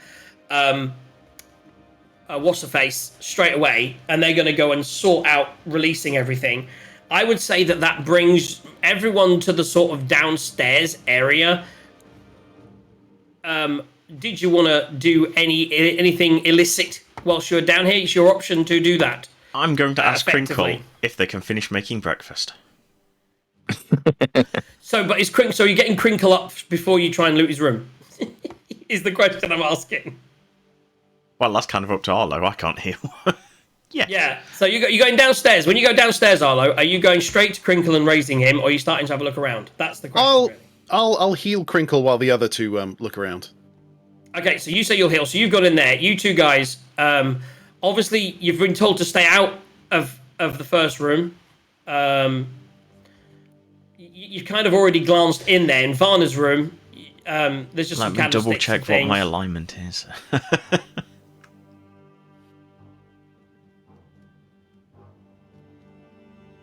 So how much loot can a smoke thing actually have, I guess? Nothing is, yeah. So it basically didn't give anything in itself. However, there's still a few bits knocking around it because you didn't really get a full chance to search out things where everything kicked off. So it's whether you wanted to have a look around. Well, I can always look around, but I don't know what I'm looking for, so it would... Yeah, Anything I mean, shiny? we I don't know, don't want to take the piss disadvantage? too much, because we're obviously in the Candlekeep and we don't want to get kicked out. But there's no reason we can't take something for saving the day. When you talk to Galeby, and you kind of like figure out, you hear Ebda talking to like what happened, and she's like, the book, the bird had it, and then all of a sudden I was overcome with this thing, and I grabbed it off him and I hit him. So does anyone want to? Out of curiosity, where is the book? Because Arlo had it, and then Yeah, you see, I'm surprised no one tried to destroy the book. Well, basically, I Arlo. was going to ask you afterwards what would have happened if we destroyed the book. Arlo would have objected strongly. You can try and destroy it if you want to. It is still, I believe, in the possession of Tazar, who would have put it in his bag as he ran up the stairs. Yep. So I was going to see, from that point of view, see what Vanya recommended, because she's the one that's in communication with the outside world and the people that might actually have some idea. She will take the book. If you show it to her, she will take the book. I am not say, showing it I'll to make her. sure. Ash has already said that you are. So No, I said I'd ask her. I would. Yeah. Well, obviously that book doesn't get to leave this room, darling. We're going to need the book. We're going to need to quarantine that book and make sure no one ever uses it again. I mean, maybe get some guys to research it to see if the monster's gone forever. I mean, maybe the monster's just back in the book, if you know what I'm saying. And then she'll want a hand out. I mean, I'd be tempted to give it her. I don't think we want the book. What good's that going to do us? But we could have obviously say. But Azar, you got the. You want to give the book, or are you keeping the book? But we could say, what about a hero's fee for helping trap it? Oh, I'm sure for destroying this thing and freeing us all, there'll be. I'm sure they'll do a parade for you, darling. I'm sure you can speak to one of the head of Oud later, and maybe they'll give you. Maybe they'll even go as far as to give you a membership to this place. That never happens. Oh, let me see what my things are. So, Speak louder or move the mic. what the frick's going on? Give me a minute. Yeah. So those that have gone downstairs to look around, As you start looking around, so you don't want to go into necessarily Vanya's room. Is that any better? Yeah, for now. Yep. It comes in and out. Cthulhu's room, you glance in, and do you want to go in there or not? This is more aimed at Ash and Tazar. This is gonna. You've already spoke to her, so are you giving? The question is: are you manually giving the book for the reward, or are you keeping the book and maybe starting another fight? I'm going to try and persuade that the book is in one of the rooms. And Okay. Roll me a deception check. deception. Okay. Oh, that's a nat one. And she looks. There's a natural one there, guys. She'd be like, "But I saw you put it in the bag when we left downstairs." And besides, actually, she wouldn't have seen that because she was unconscious. She'd be like, "No, but I mean, I can check the rooms, but I don't necessarily believe you." Let me put this clear. We get to leave when we get the book. So without the book, we'll just have to spend eternity down here, darling, talking, and I'm sure your friend Arlo won't mind reading. And she looks over, and I'm thinking you're already starting to look at books. Or are you just staring? What are you doing? Are you staring at the big book? I'm just perusing. Well, actually, no. I'm staring at the big book and contemplating my life. I've had nightmares and tortures, and books have tried to kill me. This whole thing has been very, very hard for Arlo. So if you could just give me the book, darling, and then I can message those upstairs, and they can let us out. I mean, I know where I put it. I can go grab it, and yeah. Jolly good. Cool. So as soon as you grab it, then I mean, the longer you take, the longer we'll be in here. So I'm quite hungry. And she just sits down at the table and waits for you to get the book. Meanwhile, you then go downstairs. Yep. Who's going downstairs? I'm tempted because she's been a bit like that. She hasn't necessarily given us anything. If she's staying up there waiting, we'll go in her room and just see whether. She's already said she's happy to give you a reward once she gets the book. Yeah, she's happy to. You'll get a reward. They may throw a party in your honor, or maybe even give you a membership. Was what she said. So she's definitely going to give you a reward, but you do need to give up the book. You're not getting let out until you give the book over. I mean, I'm happy to, but obviously it's Tazal that's got the book, so. So Arlo's staying up. Oh no, you're going at this point. This is then we're sort of doing that bit, and then we're going down to heal the people. So at that point, Cthulhu goes down. Cthulhu's already gone down the hill. At this point, you're going down. So you're now with Crinkle in that room, and you're healing Crinkle, and that leaves Quent, Tazar, and Ash to have a look around. Obviously, your room was F12, so you'd want to get any more of your stuff that you didn't carry with you. When you were out fighting, any bits and bobs, your luggage, bags, etc. So as you gather your stuff, you notice the door ahead of you, straight at the end, is actually open. And it's quite strange. It does look full of stuff. As you look in the room, it's crawling with wingless larval fireflies. Hundreds of glowing worms clinging to every surface, shedding light throughout the room. A canvas hammock hangs between two pillars in the center of the room. An engraving of a goat wearing a crown leads against the north wall. When you first enter the room, that doesn't happen because you've already dealt with that. That was in the kitchen. There is nothing remarkable about the goat engraving. It's about 3 feet tall and weighs about 150 pounds. Make a perception check if you want to go in there. If Ash is at the front, Ash and Taser, make me a perception check. Perception. And did you want to look in Ebda's room to the north? Yeah, might as well. I mean, we were in there fighting, so maybe something needed sorting out and whatnot. I'll just investigate anyways, That was you look around. Dirty 20. So 60. So as you look around the room, as you glance, one thing you notice is you see an occasional glow coming from a semicircular gap on the west wall, and as you sort of poke around there, you put your finger into that little hole, and you toggle a little 5 wooden panel, which releases a bank of storage spaces, and you can see that this has a space where a book may have been hidden had you have come to this room earlier. And there's a couple of these spaces. Basically, it's like a little slidey hole that opens up, and there's a couple of little spaces, and one of them is a gap, and it's empty, and the other one has an amber ring in it.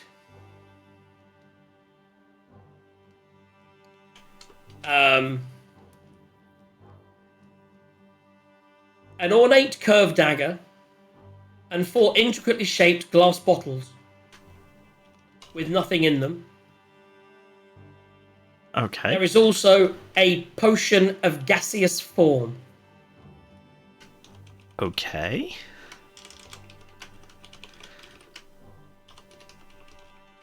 Now, do we think that this is the Kenku's room, or is this just like a storage It is room? the Kenku's room. No, it's the Kenku's room. Okay, You know what okay. Kenkus are like? They got sticky fingers. Yes, They exactly. do.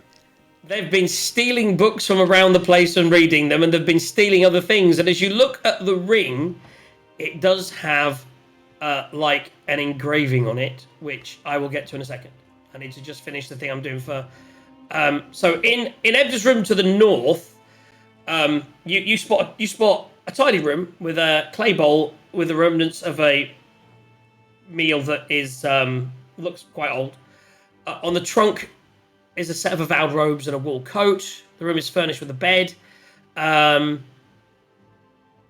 If you do an investigation check, you don't need to roll. As you look under the bed, you find an ornate circular box decorated with a silver figurine. Inside is a small glass figurine of a woman affixed to a wooden stand. And as you look at it, it's almost like if you've ever seen them, we've actually got one in the bedroom. It is basically it's a woman that was obviously designed to hold a wedding ring for a couple in your Edda's room, and there are no rings on it. Okay. Right. And as we go to the other room, as we spell it out in an American TV style, you do notice on it says on the oil ring, "To my beloved." Okay, so the Kenku stole Ebda's ring. See, I was thinking, I don't want to steal from Ebda. I'm happy to steal from the Kenku. But if the Kenku steal from Ebda, can we steal? Or should you give it back? Or should maybe? we give it back? Exactly. That's kind of where I was going. Yeah. Well, it's up to you. I don't know what your alignment is. You can do what you like. Chaotic neutral, so whatever I feel like. I'm going to ask if Ashwin's okay here, because I want to go and see if I can pull my sword out of the... Oh yes, yeah. So you go into F9 and you find your sword, and within an action you can pull that out, put it back in its sheath. Yep. So you've got your sword back. Whilst you're in that room, you'll notice there are child's toys everywhere in this room, scattered everywhere. There's an unmade bed, piles of clothes, a few bare patches of floorboards, but not much. It's basically clothes and toys covering every surface, which are now even more of an array after the fighting that happened in this room. Above the writing desk in the room is a dragon marionette made from brass and wood with wings of canvas dyed red, and a round firefly lamp hangs in the corner. There's actually quite a lot of creepy pictures depicting scenes from the bedtime rhyme that Gelby had been drawing in a psychopathic child kind of way. One of the images, for example, shows a man who has his feet severed as blood. So you never came back down here to explore, to get the clues. You kind of just ended up fighting, and you spent your time trying to get everyone in the mirror and kill everyone as everything expounded to the release, rather than the investigation, which is hilarious. So yes, there's no loot in that room, just children's toys and a messy room, but you do get your sword back. Get your sword back. I was going to say, do you want to roll? Just Nope. No need. Okay. No, you got get time your sword now. back. It's just an action. Yeah, it was always just an action to get it out. That's all you needed. Yeah. So you get that out of there, no problem. So Gaz, you've got the gaseous form Yep. and all the other bits and bobs. Let me give you the value of stuff. So the ring is worth 25 gold. I was going to say, so And does the ring seem... It's not magical or anything, it is just a wedding ring with a value. It's a wedding ring with a value of 25 gold. The ornate dagger is also worth 25 gold. The 4 intricately shaped glass bottles are worth 5 gold each. Okay. But they're also called glass bottles. And you do have a potion, another glass bottle, filled with the potion of gaseous form. Okay, given that the Kenku stole them, I'm taking all of them. What I will do, though, I'll put the amber ring back on the little thing. If you spoke to Quent, I would imagine that he would be like, "Oh, yeah." If you did, because obviously you've not seen that, you don't necessarily know it's Ebda's ring at this point. Ah, right. Okay, yeah. But if you were to speak to Quent and say, "Find anything," so yeah, I'll say, "Find anything?" I found all this stuff, and. Well, I don't know if I actually found anything, but I don't think I found anything, so... You found the box under the bed in Ebda's room? Yeah, I found this box, and it had the post with a missing ring on it. And then we'll put 2 and 2 together. And... Yeah, that's what we'll do. And You're just putting the ring back on there, yeah? I was going to say, I mean, he's got a little girl, presumably lost his wife or whatever. I think we should leave the ring. Slip it back onto the thing and slip it back under the bed. Okay. Let's do that. As you're clearing the downstairs, clearing all your stuff away, you're moving back upstairs to the main room. She's like, I've contacted them. They've said it'd be about 15 minutes. And you kind of wait. And then finally you hear the shh as it opens up. Almost like an airlock on a submarine or something is what we'll go with. And she opens it from the inside, but it was actually sealed from the outside as well by this point. They open it from the top. And you are able to leave. And you find yourselves back up in the main area of the Firefly. The main Firefly area. As you leave the Firefly Lounge forever. Forever. One last little view. Have they banned us? Looks like this. And basically, there's the book that fell all the way. That big stone platform with a book on it is what fell through that floor and landed directly on Arlo below. Or Arlo. But he's fine now. He's got a few hit points. You've had a rest. Oh, by the way, if you want to use hit dice on a rest, you can. I imagine there'll be a long rest very soon anyway. You've had a long day. Although that's actually all happened in the morning. Which then takes us back to the actual Baldur's Gate. No, it doesn't. It takes us to the Candlekeep. Which for some reason is taking ages to load. There we go. And you are just coming out as you hit... You had your sleep, you faffed around, and now the sun is high. It's around lunchtime, and as you come out, there's a lot of people gathered around. Most of them dressed as the Avowed. And as you kind of look amongst them, someone's sort of parting through as you come out. They part through to get to you, and 1 second now, because I've got a whole section area, Candlekeep. Coming up to you is Darrell Yashenti, who would give you the pass, Arlo, the last time you came here. He is the Keeper of the Tones, the most highest ranked member of the Avowed. And as he walks up and he's like, you guys again? Fans, I can't believe you guys get involved in this. That seems a little bit suspicious. And he sort of looks behind to oh God, I always forget her name. Yeneth? Vanya. Vanya, that's it. She goes to Vanya and says, Vanya, were these causing trouble? I mean, they've been helpful in the past, but they do seem to get involved in quite a lot of the stuff that goes down here. And she's like, no, darling, it's fine. To be honest, to save the day, this one got crushed by the big... I mean, we have kind of wrecked the Firefly. The book will need re-put. Unfortunately, it didn't break. The table... You're gonna get a new granite table. That's gonna cost you a few pennies. But without these guys, that rhyme that was released, that would have been out possibly. They defeated this big smoke. I'll put it in my report, darling. I need a drink. And then she just walks. She just walks straight out into the bar next door, kind of thing, to get a drink. And he's like, "Well, that's jolly good news. What brings you back in? I suppose you're gonna want some kind of reward for all this." Again, we've already give you a membership. I'm not sure what to give you, really. And he kind of speaks to the person next to him and then rolls a dice from his loot wheel to see what you're going to get. Right, guys. So he speaks to the guy next to him, who sort of wanders off. And when he comes back, he goes, you all do look a bit beat up. Oh, that wasn't a D100, though. I rolled really high as well. Let's get that. And we're about finished, guys, if you're wondering. We've been flying through today, but why am I rolling? You guys need to roll. Roll me a D100. One or all of us? Everybody roll a D100. Wow.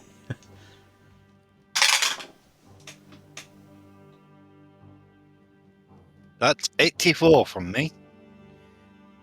So they come out and they see how hurt you are, and the guy comes out with like this case, and this is actually the roll as well, which is quite apt. So what did you? So you got 79, you got an 84, 21. Okay, Quent. Oh, you're muted.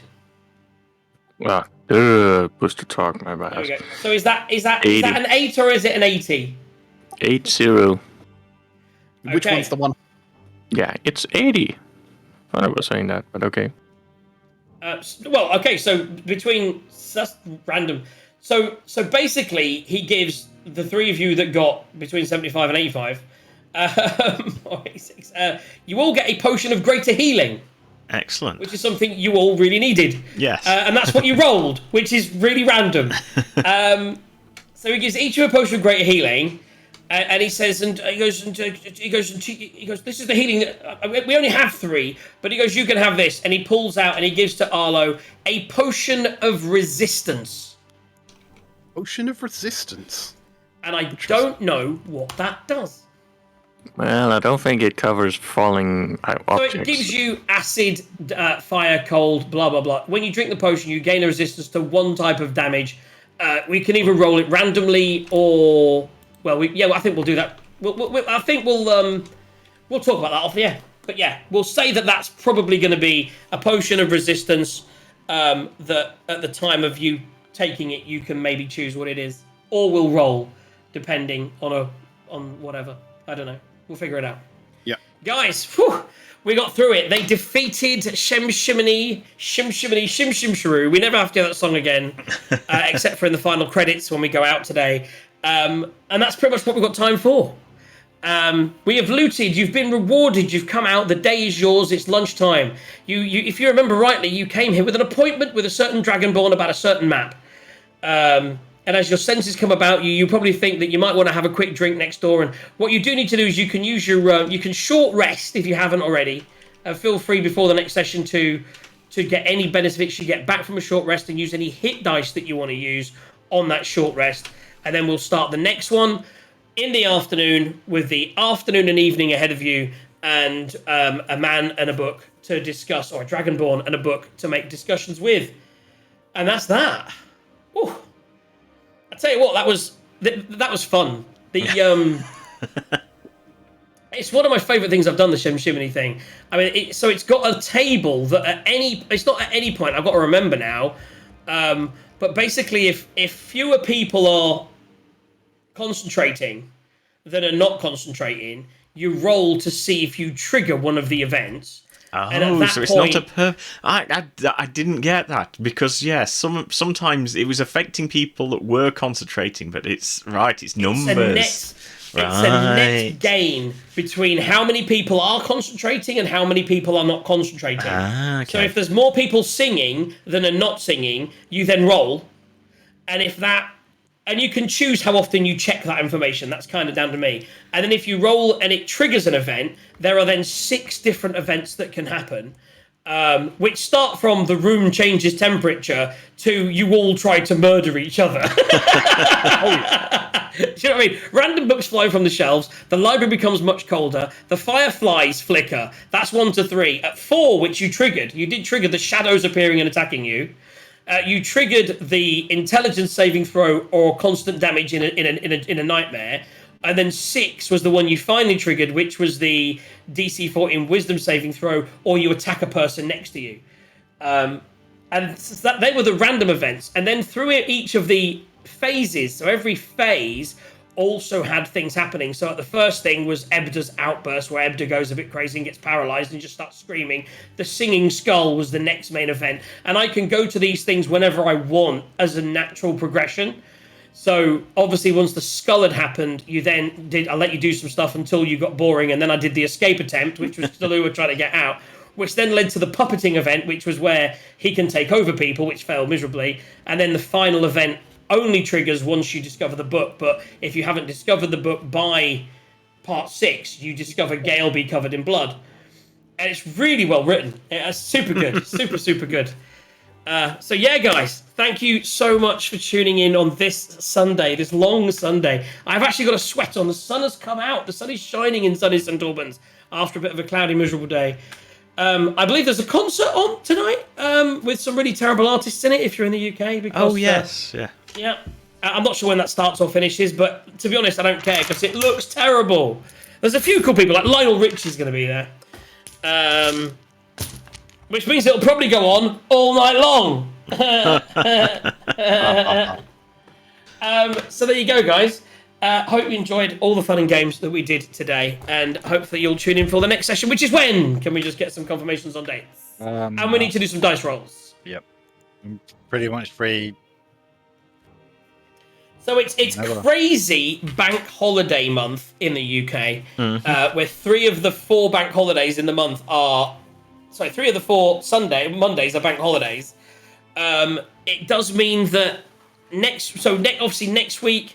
so we usually do about 3 to 4 weeks. So if we jump straight forward to... Would be the 4th, right? The 4th. That is the week after I've been on holiday. Yeah, I'm not here on the 29th. I'm on holiday on the 29th onwards. But I am around on the 4th. So yeah, the 4th would suit me if that's when people are available. Yeah, it'd suit me. I'm not here on the 21st, but the 4th and the 28th, yeah. Perfect. Yeah. I mean, I may be a bit hungover on the 4th, but yeah. Excellent. So far it's it's open, but there's maybe teeny tiny chance I might be not around, but there's a Okay. Let us know to see if we want to pull it forward. I mean, it's like theoretically, 1% chance of it. Okay, I could pull it forward potentially by a week, but I'm then on holiday on that Monday, and I might have plans on that Saturday, so it wouldn't be ideal. But yeah, let's pencil in the 4th. That does give us a nice long break, which is great because I've got a lot of prep to do for the next couple of sessions. We've kind of got to almost the end of where I prepped this too, but that was quite a big one, so we had some fun with it. If you guys want to do some dice rolls, I'm going to check with the wife and get the food on, and we have finished on time, so I'm going to be in the good books. So I'm going to hand you over to QGaz for some dice rolls, and I'll be back before the end to say goodbye. Before you disappear, Yes. right, to add the potion of resistance into my inventory, I need to choose a type. So if we could just roll for that. Yeah, I mean, okay. I'm happy for you to choose. Oh, it's a D10, isn't it? Okay. I've put all my dice away. I'll let you roll. I can actually find a D10. Go. And that is a potion of poison resistance. Could be useful. Could be useful. There you go. So a potion of poison resistance. So you've got potion of poison resistance, 3 potions of greater healing, a little bit of rewards. That's some good rewards, by the way. There's a few hundred gold there in rewardage. You rolled well on the tables, and you needed that healing. Let's be honest. Yeah, we did. So you've all got some healing potions now, so you don't even need to go healing potion shopping, and you can now do the dice rolls. And I'll be back. Thanks for tuning in. Who's around today? Have we got Trace around? Yep. Beautiful. Right, I'm going to hand you over, and I'll be back before the end. See you in a sec. Right, okay. So the first 2, we only got 1 entry, so Trace got 2 entries there. So we need someone to roll a d6. A d6 coming up. That's a 3. 3 and 4 are Pornocchio. So that's 2. Then I need a d4. D4 coming up, and that's a 2. And 2 on roll thingy is rat bait. That's right, I'm getting lost as to what line we're on. And then for roll 5, we need another d4, so Arlo. That is cocked. There we go. That is a 4. 4 on this roll is Pornocchio. Then we're on to roll 6. Is another d4. Back to the top then, Quent. Yep, 1 second. A 1. 1 is Ratbait. So that's roll 6. 1. And then we're on to roll 7, if I could type straight. So, Tazar, d6 if you would. That's a 1. Got lots of 1s coming out. 1 is Pornocchio again. And then What's the pot at? I shall tell you in just a sec. Then last one, if you would, Tazar, a d4 again. Sorry, Arlo. Sorry, forgot which order we were going in. That's a 3. So 3 is Trace again. And I think that's it. DJ and D rolls. No one rolled entries. Excellent, yes. So DJ and D comp tells us the current pot is at 15, which I think is actually where we started. I think we evened How about out. that, boys? A nice even roll. The DM was generous with his rollage. Right, so thank you everyone for tuning in this Sunday. We will be back. So we loosely planned a Thursday. Most of the people that can be involved in that are here. What day was it? Because I don't think I was here when we discussed it. Did we say the 18th? I think so. Oh, 19th. No, 18th, yes. I wrote 19th, and then that was stupid because that was a I am Friday. free on that, so I'm putting that in now, and hopefully we'll just confirm that with all the people on Friday or something. D&D Thursdays. Cool. So we'll be back on the 19th. We've got a nice little break of a week until then, where I can play lots of other games and maybe try to catch Gaz on Snap. Never going to happen. Although Gaz just needs to get better at playing Snap rather than... I don't know how you get the points from the way you played. No, you weren't bad. I'm just badass. As I say, I don't necessarily play to win. I just... Lots of other people lose. It's like Data playing that game. If you try and play and win, you lose. But if you just play for... I don't know. I don't know what I'm talking about. It's nonsense. You don't know what you're talking about. That episode does have one of the best lines in it, though, doesn't it? Sometimes you can make all the right decisions and still lose. That is not defeat. That is just life, or something like that. Yeah, I like. Well, something. That was a good quote. That's from Arlo. That's an Arlo quote. That and don't abandon your children, kids. Watch out for falling books. Watch out for falling books. The most apt thing happened. I still can't believe it. I didn't even think about it until you said it. I was like, oh my god. I almost wish he had killed him because that's the story everyone would have told forever. The guy that died, he lived by the books. He died by the books. Yeah, you survived. A couple of unconsciouses, a couple of nearlies, a couple of very nearlies. But ultimately, do you know the good news though? There's good news and bad news in this. So the good news is you survived yet another brush with death, Arlo. That as old age and death chases you, you managed to defeat it nay once but twice thanks to your colleagues. Did anyone else go down as well? I think we had a couple. Did Ash? Did you go down at some point, or you were just very close? No, I was very close. You were getting very low. Tazar shoved a cookie in someone's mouth. Oh, that was it. Yeah, you were unconscious because someone got unconscious. Not this session, but last session. Yeah. Yep. Fighting the shadow demons. Yes. Didn't I put the cookie in somebody's mouth? Might have. I don't know. Might have been. Who put the cookie in the cookie jar? The cookie got used. I know the cookie got used. Yes.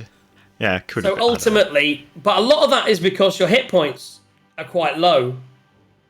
The good news is that's the bad news. The good news is you all just leveled, which means at the start of the next session, during your short rest that you have in the bar, you can roll hit points, and you can. So between now and the next session, you need to decide if you're just going to level up into another level of what you're doing, or if you want to multi-class, anything you want to do. You have all leveled Woohoo! And I'll touch base. You've got a month to think about it. I'll touch base with all of you in the next month so that you guys can think about whether you want to stay single class and keep going down that whole sorcerer route, or if you're going to throw some paladin in there, or whether you want to stay gunslingery and go fighter, or you want to throw some decks in there and go rogues and do some traps. Whatever you want to do, guys. Have a little look at it. Think about what you want to do. Read some classes, and you've got a month to choose.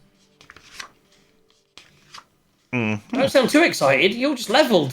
Maybe I've got my thing that can happen in the game. He's already got the book out. Yeah, I'm already changing things on D&D Beyond.